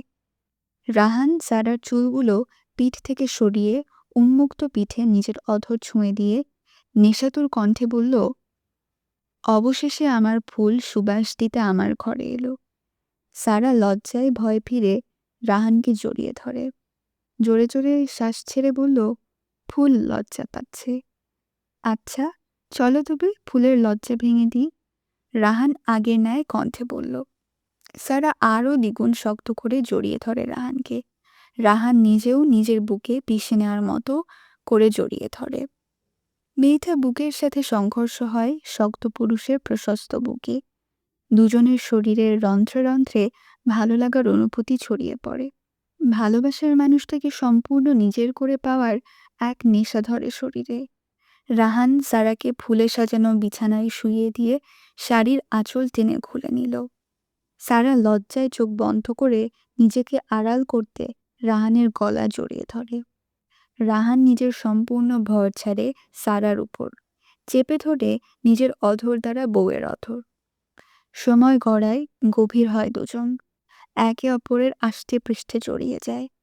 এক আদিম খেলায় মেতে থাকে দুই নরনারী, যে স্পর্শে কোনো পাপ নেই, নেই কোনো ভয়, বাঁধা রয়েছে শুধু ভালোবাসা আর পবিত্র এক বন্ধনের পূর্ণতা। সাদনান ল্যাপটপে কাজ করছিল। প্রিয়তা তখন রুমে আসেনি। মেয়েটা সেই দিন রাতের পর থেকে কেমন চুপচাপ হয়ে গিয়েছে, একদমই কথা বলছে না। বিশেষ করে সাদনানের সাথে এড়িয়ে চলার চেষ্টা করে। সাদনান এসব ভাবছিল, তার মধ্যে সাদনানের ফোন বেজে ওঠে। সাদনান ফোন হাতে নিয়ে ভ্রু কুঁচকে নেয়। শফিক সওদাগর ফোন করেছে। কারণ কি হতে পারে? সাদনান সালাম দিয়ে ভালো মন্দ জিজ্ঞেস করে। শফিক সওদাগর সালামের উত্তর করল। ফের নিজেও সাদনানকে ভালো মন্দ জিজ্ঞেস করে। শফিক সওদাগর সাদনানকে বলল, দেখো বাবা, বিয়ে ঠিক হয়ে আছে সবাই জানে, বিয়েটা যে হয়েছে এটা তো কেউ জানে না, তাই লোকজন বাড়ি বয়ে এসে নানাবিধ কটু কথা, খারাপ মন্তব্য করে। হয়তো ব্যাপারটা কেউ এদিকে বিশ্রীভাবে জানিয়েছে। আজ বিয়েতেও এটা নিয়ে অনেকে। আপনি এখন কি চাইছেন বাবা? আমি চাই প্রিয়তাকে এখানে রেখে যাও। আমি অতি শীঘ্র সবাইকে জানিয়ে বিয়ের আয়োজন করব। ঠিক আছে, তবে তাই হোক, আমি আপনার মেয়েকে পাঠিয়ে দিচ্ছি। প্রিয়তা তখন মাত্র রুমে এসেছে। সাদনান লাস্ট কথাটা প্রিয়তা শুনল। বিস্ফোরণ ঘটালো যেন প্রিয়তার কানে কথাটা। চলো। কোথায়? কদিন পরে গিয়ে নিয়ে আসবো। প্রিয়তা অদ্ভুত নয়নে তাকিয়ে রইল সাদনানের দিকে। সাদনান সেভাবেই বেরিয়ে পড়ে প্রিয়তার হাত ধরে। প্রিয়তা একটা ঘোরের মধ্যে রয়েছে। কাল সকালে নানা কথা শুনেছে, তবে ব্যাপারটা সালেহা বেগম বরাবরই ঘুরিয়ে নিয়েছে। কাল রাতে সাদনান প্রিয়তাকে দেখতে না পেয়ে অনেকে আজ এটা নিয়ে বাজে কথা বলেছে। প্রিয়তার অবশ্য এ নিয়ে অভিমান হয়েছে। আর কাল এখানে আকাশ আসার আগে প্রিয়তাদের বাড়ির আশেপাশের মানুষের কাছে জঘন্যভাবে ব্যাপারটা ঘেটে এসছে। বিয়ে ঠিক হয়ে আছে, বিয়ে হয়ে তো যায়নি। যেখানে বিয়ে ঠিক হয়ে আছে সেখানে দুজন প্রাপ্তবয়স্ক মানুষ একই বাড়িতে থেকে কি দূরে দূরে থাকবে? যেখানে মন্ত্রী নিজে পাত্রী পছন্দ করেছে। আরও এমন অনেক কটুবাক্য শুনিয়েছে পাড়ার লোকেরা। প্রিয়তার মা এমনটাই প্রিয়তার সাথে বলেছে। সেই থেকে প্রিয়তার মনে অভিমান রাতের সাথে আরও কয়েক গুণ যোগ হয়েছে। সাদনান দীর্ঘশ্বাস ছাড়ে। তার আগেই সব দিক খেয়াল রাখা উচিত ছিল। ব্যাপারটা তাহলে এতটা বিশ্রী হতো না। সাদনানের কাল সকালেই জরুরি একটা মিটিং রয়েছে। সবাই তখন লিভিং রুমে বসেছিল। সাদনান প্রিয়তার হাত ধরে উপর থেকে সিঁড়ি বেয়ে নেমে এসে আজম মির্জার সামনে দাঁড়িয়ে বলল, সওদাগর বাড়ি যাবে, ওকে রেখে অনুষ্ঠানের দিন তারিখ ঠিক করে আসবে, বাকিটা আমি দেখছি। আজম মির্জা বিস্মিত, তবে নিজেকে ধাতস্থ করে বলে উঠল, এক্ষুনি? কাল যাব? না, আজ যাবে। আজম মির্জা ছেলের উপরে আর কোনো কথা বাড়ালো না।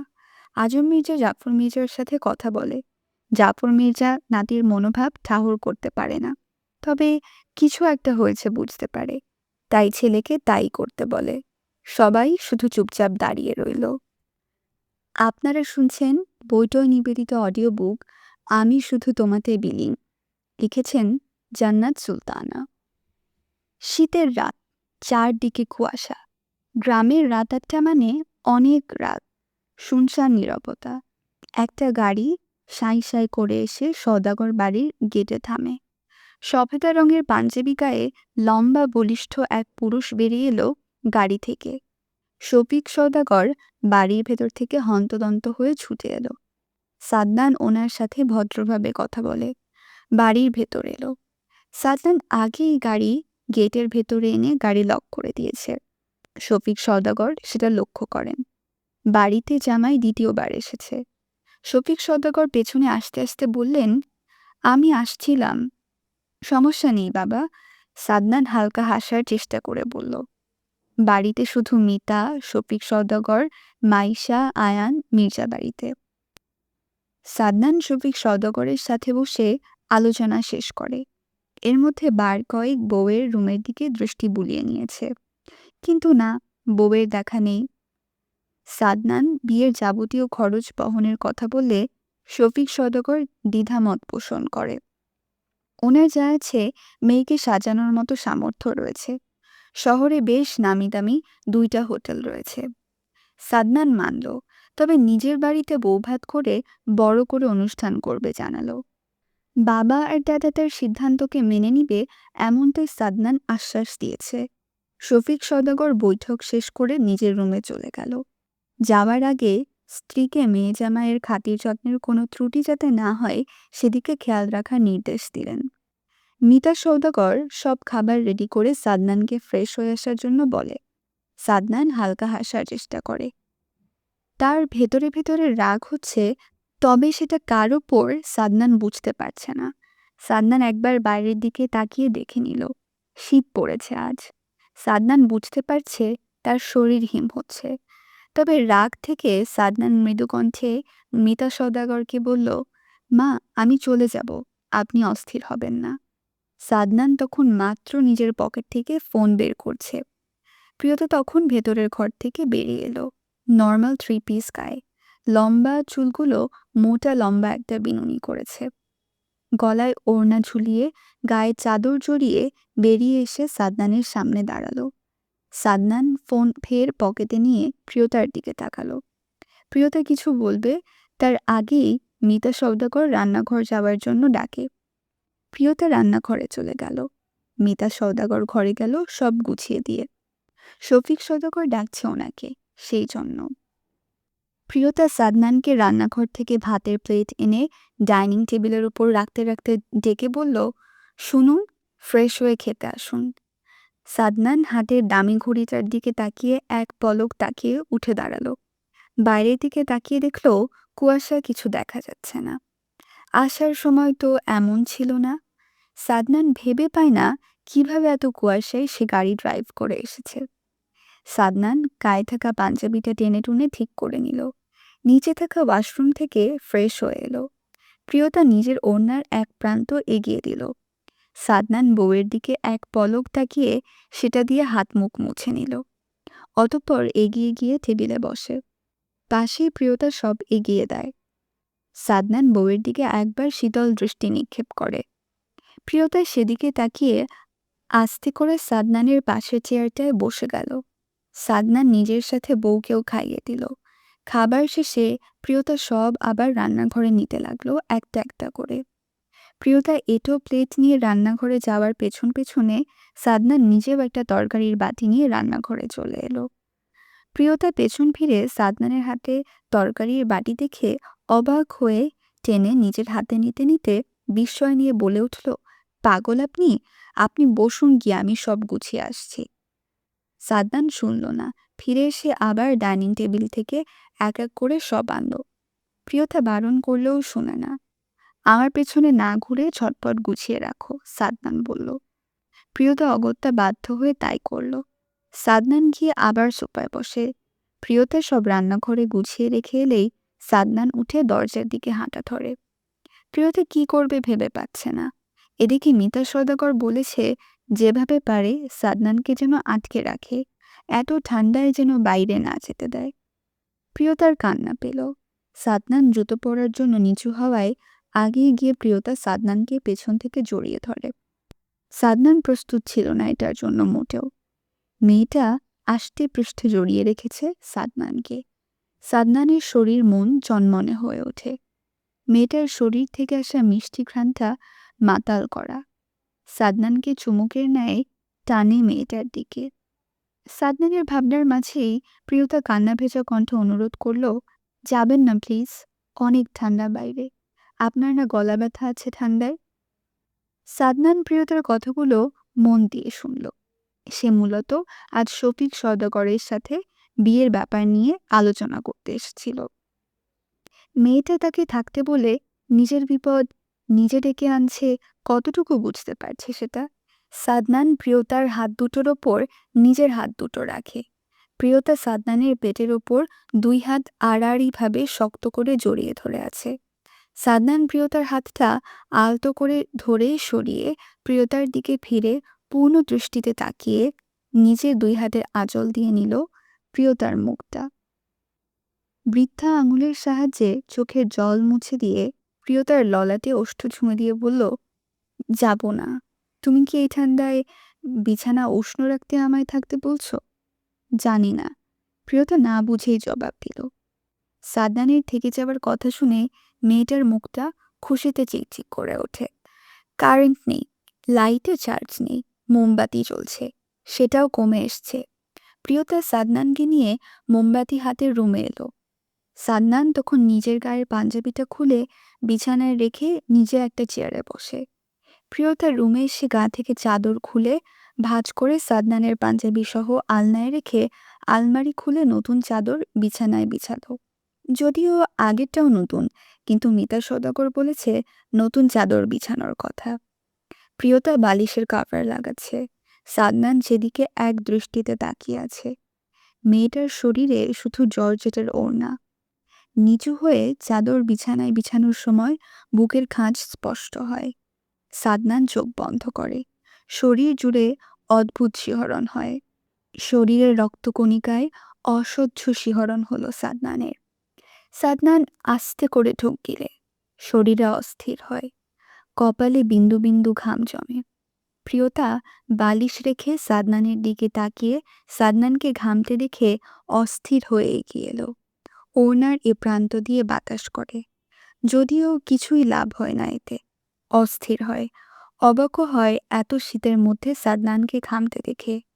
ফ্যাল ফ্যাল করে তাকিয়ে বলে, আপনার গরম লাগছে? মোম কি বন্ধ করব? আপনি বিছানায় বসুন, আমি বাতাস করছি। সাদনান প্রিয়তাকে আচমকাই নিজের কোলে বসিয়ে গা থেকে ওড়না টেনে ফেলে দিল দূরে। ঘোর লাগা কণ্ঠে ফিসফিস করে বলল, তুমি বলেছিলে ঠান্ডা বিছানা উষ্ণ করতে রেখেছ আমায়, তবে এখন কেন বাতাস করে ঠান্ডা করতে চাইছো? কথা শেষ করে সাদনান প্রিয়তার গলায় মুখ গুজে চুমু খেলো সেখানে। প্রিয়তা সাদনানের চুল মুঠোয় পুড়ে নিল। শরীর অসাড় হয়ে আসছে বুঝতে পারছে। কণ্ঠনালী রোধ হচ্ছে। সাদনান গলায় মুখ গোজা অবস্থায় ফিসফিস করে বলল, হিমশীতল এই শরীর, উষ্ণ ছোঁয়া নিতে প্রস্তুত হও যান। সাদনান কথাটা শেষ করে আস্তে করে দাঁত বসায় প্রিয়তার বুকের উপরিভাগে। প্রিয়তা ব্যথাতুর শব্দ করে। সাদনান সঙ্গে সঙ্গে নিজের পুরুষালী ঠোঁটের সাহায্যে চেপে ধরে প্রিয়তার অধর। প্রিয়তার সারা শরীর ঝাঁকুনি দিয়ে ওঠে। সাদনান শক্ত করে চেপে ধরে নিজের সাথে বউকে। প্রিয়তাকে নিজের আয়ত্তে নিয়ে সাদনান উঠে দাঁড়ালো। বিছানায় উঠে বউকে শুইয়ে দিল। অনেকক্ষণ অধর ভালোবাসার পরশ দিয়ে সাদনান বউয়ের অধর ছেড়ে গলদেশে নেমে এলো। জামার চেইন খুলে টেনে কাঁধের নিচে নামিয়ে উন্মুক্ত কাঁধে চুমু খায়। প্রিয়তা জোরে জোরে শ্বাস টানে। মৃদু কম্পন স্বরে আওড়ালো, আপনি একদম ভালো নয়, একদমই নয়। I know and you are responsible for this, Sadnan ঘোর লাগা কণ্ঠে জানালো। সাদনান প্রিয়তার গায়ের জামাটা পুরোপুরি খুলতেই থমকালো। চোখ বন্ধরত অবস্থায় থাকা প্রিয়তার মুখের দিকে তাকিয়ে বুকের ভেতর মোচড় দিল। সারা শরীর লাল কামড়ের দাগ এখনো স্পষ্ট। কাল রাতে রাগের মাথায় সাদনান কি করেছে নিজেও জানে না। সাদনান প্রিয়তার লাল হয়ে থাকা সব স্থানে নিজের অধর ছুঁয়ে দিল। প্রিয়তা বারবারই ব্যথা চোখ মুখ কুঁচকে নিল। লাইট অফ করে বউকে পুরোপুরি নিজের দখলে নিল সাদনান। সুখের অতল সাগরে বউকে নিয়ে ডুবে গেল। তবে মনে মনে নিজেই নিজের কাছে কথা দিল আর কোনোদিন এত কষ্ট দেবে না বউকে। প্রিয়তার চোখের কার্নিশ পেয়ে চোখের জল গড়িয়ে পড়ে। সাদনান সেগুলো খুব সাবধানে নিজের ওষ্ঠদ্বয় দিয়ে শুষে নিল। কপালে গাঢ় হতে প্রগাঢ় এক চুম্বন করে নিজের মুখটা প্রিয়তার কানের কাছে এগিয়ে নিয়ে ফিসফিস করে বলল, তুমি আমার ভালোবাসা, ভালোবাসবো আমরণ। প্রিয়তা আবেশে চোখ বন্ধ করে নিল। এমন সুখের মুহূর্তে ভালোবাসার মানুষটার মুখ থেকে এমন একটা কথা শোনার পর প্রিয়তার নিজেকে পৃথিবীর সবচেয়ে সুখী মানুষ মনে হলো। প্রিয়তার মনে হলো সময়টা এখানে থেমে যাক, একে অপরের মাঝে এভাবেই লেপ্টে থাক। দুদিন বাদে সত্যি ধুমধাম করে সাদনান প্রিয়তাকে নিজের অর্ধাঙ্গিনী করে সবাইকে জানিয়ে নিজের বাড়ি নিয়ে এলো। যদিও আগেই বিয়ে হয়েছে, তবুও লোকচক্ষে তো প্রথম। বেশ বড়সড় আয়োজন করল শফিক সওদাগর। তবে একজন মন্ত্রী এমন সামান্য একজনকে বিয়ে করায় বড় বড় এমপি মন্ত্রীরা প্রায় সবাই একটু নাক সিটকালো। একজন এমপি বেশ আগেই সাদনানকে তার বোনের জন্য প্রস্তাব দিয়েছিল, কিন্তু সাদনান না করে দিয়েছে।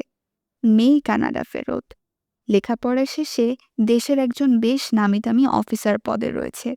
এটা নিয়ে আজ তিনি বেশ বড় বড় কথা বলেছেন। কোথায় তার বোন প্রতিষ্ঠিত আর কোথায় সাধারণ ছোট এই ১৯ বছরের মেয়ে? সাদনান শুধু মুচকি হেসেছে। রাত ৮টা নাগাদ প্রিয়তাকে সারার রুমে দিয়ে গেল। প্রিয়তা রুমে গিয়ে লজ্জায় নুয়ে রইল। কতটা বোকা ছিল আগে, আর কি ভুলটাই না করেছিল এমন একজন মানুষকে ফেলে। প্রিয়তা ভাবতে পারে না, রাগ হয় নিজের ওপর। প্রিয়তা আগেরবার যখন বিয়ের পর সাদনানের রুমে এসেছিল তখন মনে ছিল সাদনানের প্রতি রাগ, ক্ষোভ, কিন্তু এবার সেগুলো ভয়ে, লজ্জায় রূপান্তরিত হয়েছে। যদিও ভয় তখনও ছিল, তবে এবার যেন ভিন্ন। সাদনান শাওয়ার নিয়ে বেরিয়ে এলো। কোমরে একটা হালকা আকাশি রঙের টাওয়েল, আরেকটা গলায় ঝুলিয়ে সেটার এক প্রান্ত দিয়ে মাথা মুছে নিচ্ছে। উদম শরীরে বরাবরের মতোই মারাত্মক সুন্দর দেখতে লোকটা প্রিয়তাকে ভীষণ টানছে। প্রিয়তা এগিয়ে সাদনানের সামনে দাঁড়ালো। সাদনান বউয়ের দিকে একবার দৃষ্টি বুলিয়ে নিয়ে বলল, আসার কি প্রয়োজন ছিল? নিচে সোফায় ঘুমিয়ে থাকতে। প্রিয়তা সাদনানের হেয়ালি স্বরে বলা কথা শুনে হাসল। মুখ টিপে হেসে নিজেও সায় দিয়ে বলল, আপনি আগে বলবেন তো, এত কষ্ট করে উপরে আসতাম না। আচ্ছা, আবার যাই। একদম পা ভেঙে রুমে বসিয়ে রাখব, সব নিজ হাতে করে দেবা, এক পা নড়বে না। সাদনান প্রিয়তাকে নিজের সাথে চেপে ধরে বলল। প্রিয়তা আস্তে করে সাদনানের বুকে মাথা রেখে মৃদু কণ্ঠে বলল, আমার জায়গায় আমি দলিল করে নিলাম। তুমি? চালাক শুধু আপনি নয়। সাদনান বউকে ছেড়ে দিয়ে আলমারি খুলে টি শার্টের একটা ট্রাউজার নিয়ে পরে নিল। প্রিয়তাকেও ফ্রেশ হয়ে আসতে বলে। প্রিয়তা ফ্রেশ হয়ে এসে সাদনানকে রুমে দেখতে পেল না। ব্যালকনিতে দাঁড়িয়ে আছে সাদনান। আকাশে আজ থালার ন্যায় চাঁদ উঠেছে, আর সেটার আলোয় পুরো ধরনী আলোকিত করে রেখেছে। প্রিয়তা নিঃশব্দে গিয়ে সাদনানের পাশে দাঁড়ালো। সাদনান প্রিয়তাকে টেনে নিজের সাথে মিশিয়ে নিল। পড়াশোনা করতে হবে না? মৃদু কণ্ঠে জানতে চাইল সাদনান।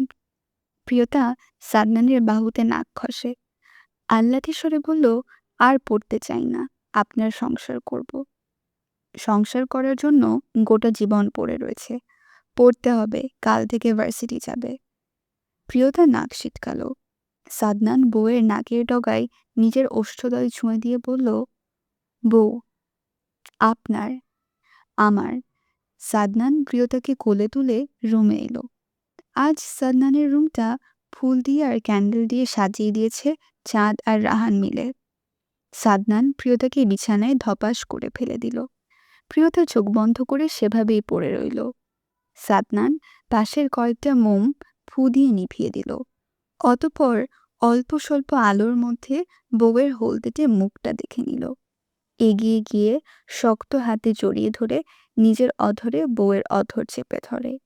প্রিয়তা নিজেও থেমে থাকে না, সাদনানের সঙ্গ দেয়। প্রিয়তার বুঝে আসে না, এই লোকটা ছুঁয়ে দিলে এমন কেন হয়, নিজেকে পাগল পাগল লাগে। হয়তো ভালোবাসার মানুষ, তাই। সাথে পবিত্র বন্ধনে আবদ্ধ তারা, যেটার ৩ কবুলের মধ্যে আলাদা একটা শক্তি থাকে, যে দুইটা মানুষ একে অপরের মাঝে আবদ্ধ হয়ে যায়। সাদনান প্রিয়তাকে নিজের সবটা দিয়ে উজাড় করে ভালোবাসল। দুজনেই আবার সুন্দর একটা মধুচন্দ্রিমা রাত পার করল। আপনারা শুনছেন বইটই নিবেদিত অডিও বুক আমি শুধু তোমাতে বিলীন। লিখেছেন জান্নাত সুলতানা। সময় খুব দ্রুত চলে যায়, বিশেষ করে সুন্দর আর সুখের সময় দ্রুত চলে যায়। আসলে কিন্তু তেমন নয়। সময় নিজের গতিতে ঠিকই থাকে, শুধু মানসিক পরিস্থিতি ভিন্ন থাকে বলে এমনটা মনে হয়। সাদনান প্রিয়তার বিয়ের ১ বছরের বেশি সময় হতে চলে, অথচ সাদনানের এখনো মনে হয় ওই তো সেদিন প্রিয়তাকে ধরে এনে বিয়েটা করল। আহা, কি ভয়াবহ সেই ঘটনা! সাদনান জাফর মির্জা সহ নিজের বাবা কাকার সাথে নিয়ে রাহান একটা মিটিং রুম হতে বেরিয়ে এলো। মিটিংটা সাদনানদের কোম্পানির বিশেষ কিছু জরুরি প্রয়োজনে করা হয়েছে। জাফর মির্জা অবসরে যাবেন, বয়স তো কম হলো না। তাছাড়া এখন সবাই বেশ জোর করছে এসব ছেড়ে স্ত্রীকে নিয়ে হজে যাওয়ার জন্য, যদিও তিনি এর আগে একা একবার করেছেন। সাদনান রাহান আর নিজের অ্যাসিস্ট্যান্ট চাঁদকে নিয়ে অফিস থেকে বেরিয়ে এলো। এখন দুপুর গন্তব্য। তার ভার্সিটি বইয়ের অনার্স ৩য় বৎসরের লাস্ট এক্সাম আজ। মেয়েটা পড়ালেখা নিয়ে ভীষণ হেলাফেলা করে, পড়বে না এমনটাও জানিয়েছিল। কিন্তু সাদনান শুনলে তো একজন মন্ত্রীর বউ হয়ে যদি পড়ালেখা নিয়ে গাফিলতি করে, সম্মানটা কোথায় যাবে? উচ্চশিক্ষায় শিক্ষিত হলে লোক কথা বলার সময় ভেবেচিন্তে বলবে, আর যেখানে ঘরে তার দাদির মতো একজন কড়া মানুষ রয়েছে, সেখানে তো লেখাপড়া ছাড়ার প্রশ্নই আসে না। এমনিতেই আম্বিয়া মির্জা প্রিয়তার পালিয়ে যাওয়ার ব্যাপারটা নিয়ে প্রায়শই খোঁটা দেয়। ছোট মানুষ লেখাপড়া না করলে এখন যেমন ছোট করে কথা বলে, পরেও বলবে। তাছাড়া অন্যের ওপর নির্ভরশীল না হওয়াই বেটার।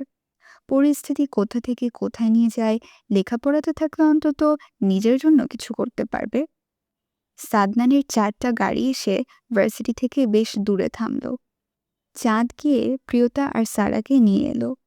রাহান অন্য একটা গাড়িতে সারাকে নিয়ে বসল। সারা কনসিভ করেছে। রাহান বউকে নিয়ে ভীষণ সেন্সিটিভ।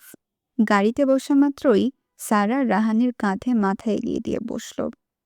রাহান বউয়ের জন্য আগেই কিছু খাবার গাড়িতে নিয়ে রেখেছিল, আর সেগুলো সারাকে খাইয়ে দিল। সারা প্রশান্তির হাসি হাসল। রাহান সারাকে টেনে নিজের খুব কাছে এনে চেপে ধরে নিজের সাথে নিজের গালের সাথে সারার গাল ঘষে দিতেই সারা ভ্রু কুঁচকে নিল। রাহান আহত দৃষ্টি তাকালো। এখন আর খোঁজে খোঁজে দাড়ি রাখা যায় না, সামান্য বড় করতে হয়, নয়তো বউয়ের কাছে ঘেঁষা যায় না। এদিকে চাঁদ সামনে বসল, প্রিয়তা সাদনানের পাশে বসে। সাদনান বউকে এক হাতে জড়িয়ে ধরে অন্য হাতে ফোন স্ক্রল করতে লাগলো। প্রিয়তা সাদনানের বুকের এক পাশে মাথা রেখে চোখ বন্ধ করে রইল। গাড়িগুলো সব স্টার্ট হলো, গন্তব্যর দিকে সাঁই সাঁই করে ছুটল। সাদনান আজ 1 সপ্তাহ ধরে বাড়ি নেই, দেশের বাইরে গিয়েছে। প্রিয়তার এ নিয়ে বেশ অভিমান জমা হয়েছে মনে। লোকটা শুধু রাজনীতি রাজনীতি করে। আম্বিয়া মির্জা সাদনান বাড়িতে না থাকার সুযোগটা বেশ করে কাজে লাগিয়েছেন, তবে বেশি না। সুফিয়া বেগম, সালেহা বেগম, আয়না সবাই কম বেশি প্রিয়তাকে কভার করছে। কয়েকদিন ধরে শরীরটা প্রিয়তার বিশেষ ভালো যাচ্ছে না। মাথা ঘুরে খাবার খেতে আসলে শরীর কেমন করে। প্রিয়তা কিছু একটা আন্দাজ করতে পারছে। তাছাড়া এই মাসে ডেট মিস গিয়েছে। প্রিয়তা ভাবে সাদনান এলে একেবারে নিশ্চিত হবে, পরীক্ষা করে দেখবে। আজ সকালে প্রিয়তা ঘুম থেকে উঠে ফ্রেশ হয়ে নিচে গিয়ে নাস্তা করে ইনিয়ার আর সারার সাথে বসে আড্ডা দিচ্ছিল। তখন আম্বিয়া মির্জা প্রিয়তাকে নিজের রুমে ডাকে সুপুরি কেটে দেওয়ার জন্য। যদিও এই কাজটা করার জন্য কাজের লোক রয়েছে, সব সময় কাজের লোক করে দেয়, কিন্তু আজ প্রিয়তাকে বলায় সবাই একটু অবাক হলো। সালেহা বেগম আমতা আমতা করে শাশুড়িকে বলল, আম্মা আপনি রেখে দিন, আমি কলির মাকে পাঠাচ্ছি। কলির মা মির্জা বাড়িতে কাজ করে প্রায় যুগের বেশি সময় হবে। তিনি আম্বিয়া মির্জার সব কাজ করে দেন। আম্বিয়া মির্জা নাছোড়বান্দা, প্রিয়তাকে যেতেই হবে। প্রিয়তা সালেহা বেগমকে ইশারায় শান্ত হতে বলে আম্বিয়া মির্জার সাথে রুমে চলে গেল। বিয়ের 1 বছর হতে চলে, মানুষটা আজও প্রিয়তাকে সেই ভুলের জন্য দেখতে পারে না। প্রিয়তা আম্বিয়া মির্জাকে বেশ অনেকগুলো সুপুরি কেটে দিল। মাথাটা ঘুরছে, বারবার সুপুরি কাটার যন্ত্রটা পিছলে যাচ্ছে। আম্বিয়া মির্জা প্রিয়তার দিকে তীক্ষ্ণ দৃষ্টিতে তাকিয়ে থেকে কিছু ভেবে বলল, যা আর কাটতে হবে না, আর হ্যাঁ শোন, সাবধানে থাকবি। আম্বিয়া মির্জার কথায় প্রিয়তা অবাক, বিস্ময় কাটিয়ে মুচকি হেসে বলল, আচ্ছা। বসা থেকে উঠতেই প্রিয়তার মাথাটা চক্কর দিল, সাথে সাথে শরীরটাও কেমন করলো। মুহূর্তের মাঝে চোখের সামনে সব ঝাপসা হয়ে এলো। ধপাস করে বিছানায় যেখানে বসেছিল সেখানেই পড়ে গেল। আম্বিয়া মির্জা সুপারিগুলো একটা বক্সের মধ্যে রাখছিল। হঠাৎ এমন শব্দে চকিতে পেছনে ঘাড় ঘুরিয়ে প্রিয়তাকে বিছানায় পড়ে থাকতে দেখে আঁতকে উঠলেন। এগিয়ে এসে প্রিয়তাকে বার কয়েক ডেকে কোনো জবাব না পেয়ে ছেলের বউদের ডাকতে লাগলো। মুহূর্তের মধ্যে সুফিয়া বেগম, সালেহা বেগম সহ বাড়ির কাজের লোক দৌড়ে এলো। সালেহা বেগম রুমে প্রবেশ করতে করতে জিজ্ঞেস করলো, কি হো? বাকিটা আর জিজ্ঞেস করতে পারলেন না। প্রিয়তাকে বিছানায় দেখে বিস্ময়। সুফিয়া বেগম জগ থেকে পানি নিয়ে মুখের উপর দিল, কিন্তু না, কোনো নড়চড় নেই। সালেহা বেগম কাজের লোকে উদ্দেশ্য করে বলল, কলির মা, সারাকে গিয়ে আসতে বলো। কলির মা তাড়াহুড়োর সহিত বেরিয়ে গেল।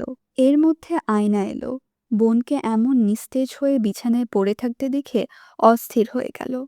সবাই মিলে প্রিয়তাকে বিছানায় ঠিকঠাক করে শুইয়ে দিল। কি হয়েছে মা? প্রিয়র কি হয়েছে? সারা রুমে প্রবেশ করতে করতে জিজ্ঞেস করল। সালেহা বেগম সারাকে বলল, ডক্টরকে ফোন করে এক্ষুনি আসতে বল। সারা প্রিয়তার ফ্যাকাশে মুখের দিকে তাকিয়ে আর কিছু জিজ্ঞেস করে না। পারিবারিক ডক্টর মনিরাকে ফোন করে। মিষ্টি নিয়ে আসুন মিসেস আজম, দাদি হতে চলেছেন আপনি। ডক্টরের কথায় সবাই বিস্মিত, তবে সবাই ভেতরে ভেতরে ভীষণ খুশি হলো। প্রিয়তার তখন জ্ঞান ফেরেনি। সালেহা বেগম ডক্টরকে হেসে বলল, অবশ্যই। ডক্টর প্রিয়তাকে রেস্টে থাকতে নির্দেশ দিলেন, সাথে খাবার নিয়ম মাফিক খেতে বলল। শরীর দুর্বল, ঠিকমতো পুষ্টিকর খাবার সাথে সাবধানে চলাফেরা করার কথাও বললেন। ডক্টর বিদায় নিলে সবাই আস্তে আস্তে চলে গেল। দুপুর হয়ে এসছে। ডক্টর জানিয়েছে দ্রুতই জ্ঞান ফিরবে, তাই সালেহা বেগম নিজেও খাবার আনতে গেল। সালেহা বেগম কলির মাকে নিয়ে খাবার নিয়ে ফিরে এসে দেখল প্রিয়তার জ্ঞান ফিরেছে। মাথা চেপে ধরে বিছানায় বসে আছে। সালেহা বেগম খাবারগুলো সেন্টার টেবিলে রেখে কলির মাকে ইশারায় যেতে বলল। কলির মা যাওয়া মাত্রই সালেহা বেগম মগে করে ওয়াশরুম থেকে পানি নিয়ে ছোট একটা টাওয়েল এনে প্রিয়তার হাত মুখ মুছিয়ে দিতে দিতে বলল, দুই বোন এখনো আমাকে আপন ভাবিস না কেন বলতো? আমি কি শুধু শাশুড়ি হওয়ার যোগ্য, মা হওয়ার যোগ্য নেই? না, আপনি এসব কেন বলছেন? আপনার এমনটা কেন মনে হলো? প্রিয়তা সালেহা বেগমের কথায় বিস্ময় নিয়ে জিজ্ঞেস করল। সালেহা বেগম প্রিয়তার কথায় খুব স্বাভাবিকভাবে জবাব দিল, সত্যি তো, তাই মনে না হওয়ার মতো কিছু নেই। মিথ্যা হলে জানতে পারতাম আমি দাদি হচ্ছি। কে আপু? প্রিয়তা অবাক হয়ে চিল্লিয়ে বলে উঠল। কিন্তু সালেহা বেগম ভ্রু কুঁচকে নিল। মেয়েটা সত্যি এখন অবুঝ। সালেহা বেগম হাত ধুয়ে প্রিয়তার মুখে খাবার তুলে দিতে গিয়েও দিল না। মেয়েটা খাবার মুখে এত বড় একটা কথা জানতে পারলে খাবার নিশ্চয়ই মাথার তালুতে উঠে যাবে। খাবারটা রেখে দিয়ে বলল, না আপনি। তুই জানতি না? প্রিয়তা চুপ করে রইল। বিষয়টা বুঝতে সময় লাগল। বুঝতে পেরেও কেমন অনুভূতি শূন্য হয়ে বসে রইল। সালেহা বেগম প্রিয়তার মনের হাবভাব ঠাউর করতে পেরে আগলে নিল নিজের বুকে। আপনারা শুনছেন বইটই নিবেদিত অডিও বুক আমি শুধু তোমাতে বিলীন। লিখেছেন জান্নাত সুলতানা। বিকেলে সবাই প্রিয়তার রুমে বসে আড্ডা দিল। রোজ বিকেলে এই সময় সবাই নিচে বসে আড্ডা দেয়, কিন্তু প্রিয়তা অসুস্থ, তাই আজ সবাই প্রিয়তার রুমে চলে এলো। এখানে অবাক হওয়ার মতো কিছু নেই। আবার আছে, সেটা হলো আম্বিয়া মির্জা নিজেও এসেছে। এতেই সবাই বিস্মিত, তবে কেউ এটা নিয়ে কোনো কথা বলে না। দুপুরে জাফর মির্জা, রাহান বাড়ি এসে আর কোথাও যায়নি, কিন্তু রাহাত, আজম মির্জা, মফিজুর মির্জা সবাই আবার অফিস গেল খাবার শেষে। সবাই সাদনানের বাবা হওয়ার কথা জানতে পেরে খুশি হলো। শুধু প্রিয়তা চুপচাপ। সওদাগর বাড়ির সবাই এসে প্রিয়তাকে দেখে গেল। সন্ধ্যায় সওদাগর বাড়ির সবাই যাওয়ার পর প্রিয়তা ঘুমিয়ে গেল। সাবধানে, বোমা বিস্ফোরণ হলো বলে। সন্ধ্যায় 7টার দিকে সাদনান বাড়ি ফিরল। পেছনে সাদনানের লাগেজ হাতে চাঁদ রয়েছে। সাদনান নিচে সবার সাথে কথা বলে নিজের রুমে যাবার জন্য সিঁড়ি বেয়ে উপরে ওঠার সময় পাশ থেকে গম্ভীর কণ্ঠে কথাগুলো বলল রাহান। সাদনান এক পলক রাহানের দিকে তাকিয়ে বেশ ভাব নিয়ে গুরুগম্ভীর স্বরে বলল, মন্ত্রী মির্জা সাদনান শাহরিয়ার কাউকে ভয় করে না। আচ্ছা, সেটা গিয়ে বলে আসবো ভাবিকে? রাহান এবার সাদনানের দিকে তাকিয়ে উল্টো হাঁটতে হাঁটতে জিজ্ঞেস করলো। সাদনান পাঞ্জাবির হাতা গুটিয়ে কোনোর উপর ভাঁজ করে রাখতে রাখতে জিজ্ঞেস করলো, তুই যাবি? যাচ্ছি তো, এভাবে ধমকানোর কি আছে? রাহান মুখ ভোঁতা করে চলে গেল। সাদনান হাসল। নিজের রুমের দরজার সামনে এসে লাগেজটা চাঁদের হাত থেকে নিয়ে বলল, তুমি যাও মন। আর শোনো, গাড়িতে একটা প্যাকেট আছে, ওটা তুমি রেখে দিও। চাঁদ মাথা নাড়ল শুধু। অতঃপর চলে গেল। সাদনান নিজেও রুমে এলো। বউ ঘুমিয়ে আছে। সাদনান লাগেজ রেখে পাঞ্জাবি খুলে টাওয়েল হাতে আগে ওয়াশরুমে গেল। ফ্রেশ হয়ে বেরিয়ে এসেও প্রিয়তাকে ঘুমোতে দেখে ভ্রু কুঁচকে নিল। কাবার্ড থেকে ট্রাউজারের গেঞ্জি গায়ে দিয়ে নিচে গেল। নিজের জন্য কফি আর প্রিয়তার জন্য সালেহা বেগম কিছু ফল কেটে দিল। সাদনান রুমে সে প্রিয়তাকে রুমে পেল না। ওয়াশরুম থেকে পানি পড়ার শব্দ শুনে বুঝতে পারল প্রিয়তা ওয়াশরুমে। ফিনিশ ইট, একটাও যেন পড়ে না থাকে। প্রিয়তা সাদনানের কথা না শোনার মতো করে রুম থেকে বেরিয়ে যাওয়ার জন্য অগ্রসর হতেই সাদনান বউয়ের হাত টেনে ধরে নিজের সাথে মিশিয়ে নিল। প্রিয়তা সাদনানের স্পর্শে শিউরে ওঠে। শরীরের রক্তকণিকায় শিরশির অনুভব করে। ছাড়ুন, প্রিয়তা ছোটাছুটি করতে করতে মিনমিন করে বলল। সাদনান প্রিয়তাকে আগের চেয়ে দ্বিগুণ শক্তি প্রয়োগ করে চেপে ধরে নিজের সাথে। প্রিয়তা ছোটাছুটি বন্ধ করে মাথা নুইয়ে দুহাত সাদনানের বুকের ওপর রাখে। সাদনান একটা হাত নিজের হাতের মুঠোয় পুড়ে নিয়ে নিজের কাঁধের উপর রেখে দিয়ে বলল, বাবা হচ্ছি আমি, অথচ এটা সবার পরে জানতে পেরেছি আমি। আপনার এসব জানতে হবে না, আপনি রাজনীতি করেন তাহলেই হবে, প্রিয়তা ফুসফুস করে বলে উঠল। সাদনান সেসব পাত্তা না দিয়ে জানতে চাইল, ফোন কেন ধরছিলে না? কেন ধরব? ফের ফুঁসে উঠে প্রশ্ন করল প্রিয়তা। সাদনান প্রিয়তার ললাটে ওষ্ঠ ছুঁয়ে দিয়ে জড়িয়ে ধরে মৃদুস্বরে বলল, আম সরি জান, আমি জাস্ট ফিল করাতে চেয়েছি তুমিও আমাকে। সাদনানের কথা সম্পূর্ণ শেষ করতে না দিয়েই বলে উঠল প্রিয়তা, ভালোবাসি। প্রিয়তা সাদনানের বুকে আঁকিবুকি করতে করতে অপরাধী কণ্ঠে বলল, আমি আপনাকে অবহেলা করেছি, না চাইতেই সব পেয়ে গিয়েছিলাম, সেই জন্য বুঝতে পারিনি আপনার ভালোবাসা। জানো তো, সম্পর্কে গভীরতা অনুভবের জন্য হলেও মাঝে মধ্যে দূরত্ব প্রয়োজন। প্রিয়তা চুপ করে রইল। সাদনান অনেক সময় নিয়ে বউকে বুকে রাখল। খাবারটা শেষ করতে হবে। সাদনান এগিয়ে গিয়ে সোফায় বসল। প্রিয়তাকে টেনে নিজের পাশে বসালো। প্রিয়তা একদম সাদনানের গা ঘেঁষে বসল। সাদনান বউয়ের মুখে খাবার তুলে দিল। প্রিয়তার গা গুলিয়ে আসছে। দ্বিতীয়বার মুখে খাবার নিয়ে মুখে হাত চেপে ধরে দৌড়ে ওয়াশরুমে চলে গেল।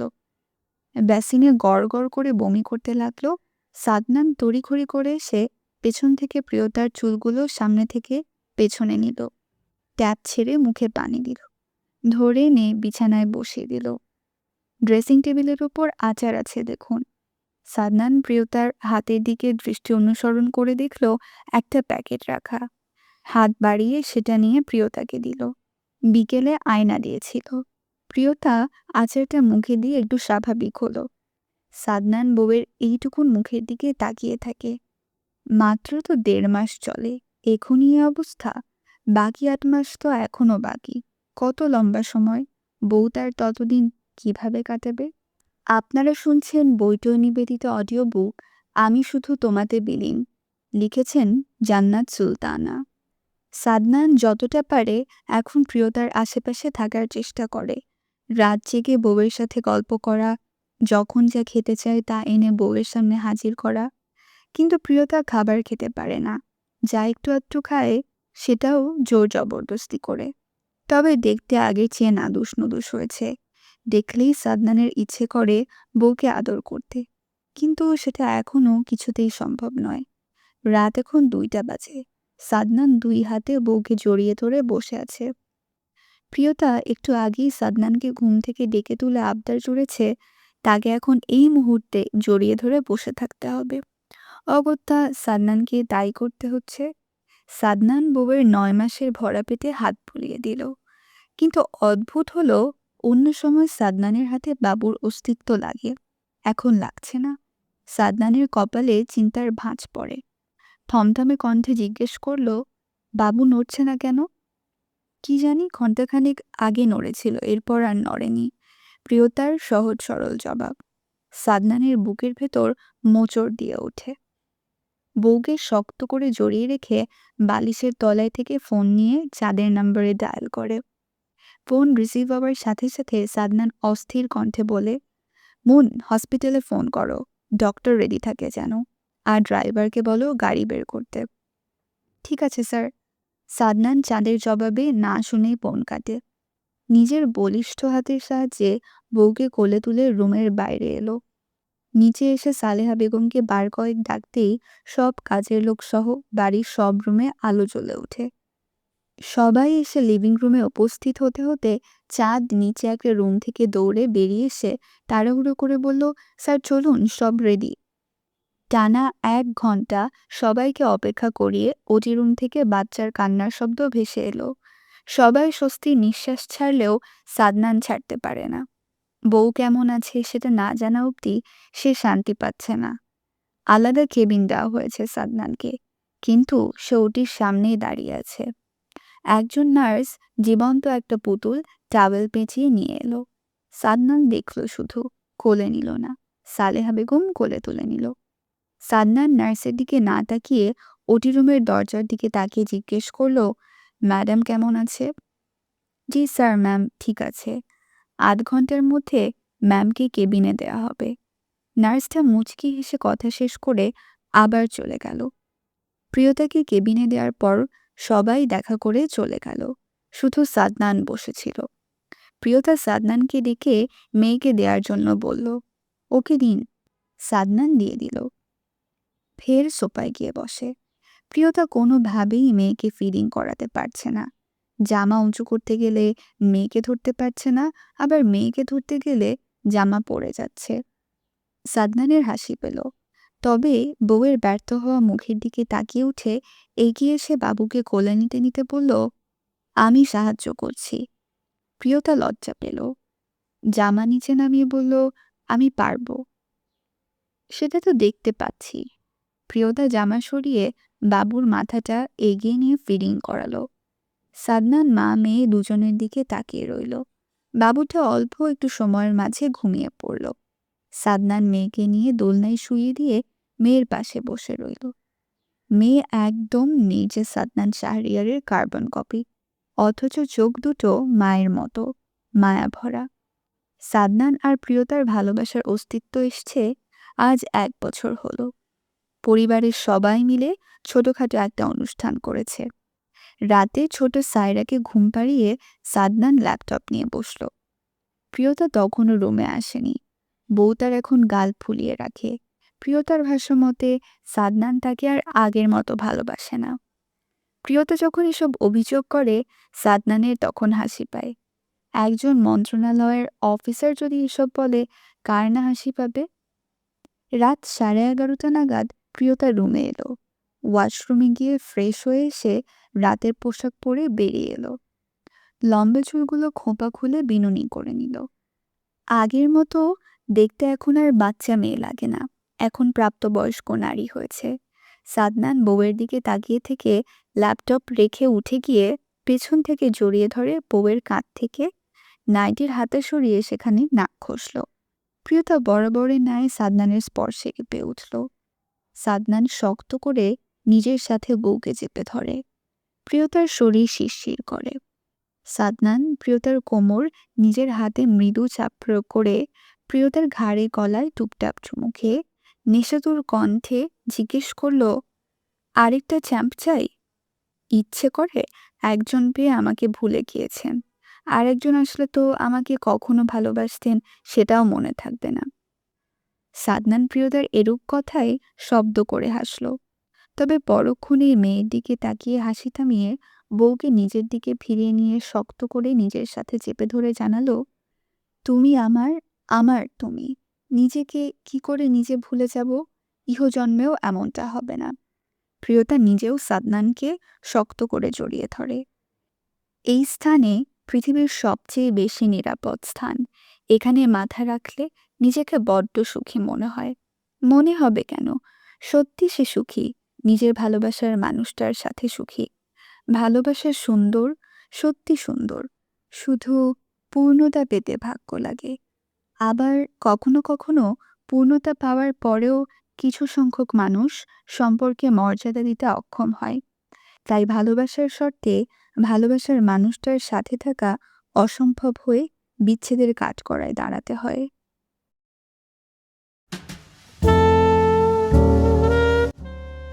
বাংলা ভাষার সবচেয়ে বড় ইবুক অ্যাপ বইটইয়ের সব এক্সক্লুসিভ অডিও বুক শুনতে সাবস্ক্রাইব করুন আমাদের ইউটিউব চ্যানেলে। বইটি শুনে ভালো লাগলে আপনার বন্ধুদের সাথে শেয়ার করতে ভুলবেন না জানুন। বইটই, কণ্ঠে জীবন্ত বই।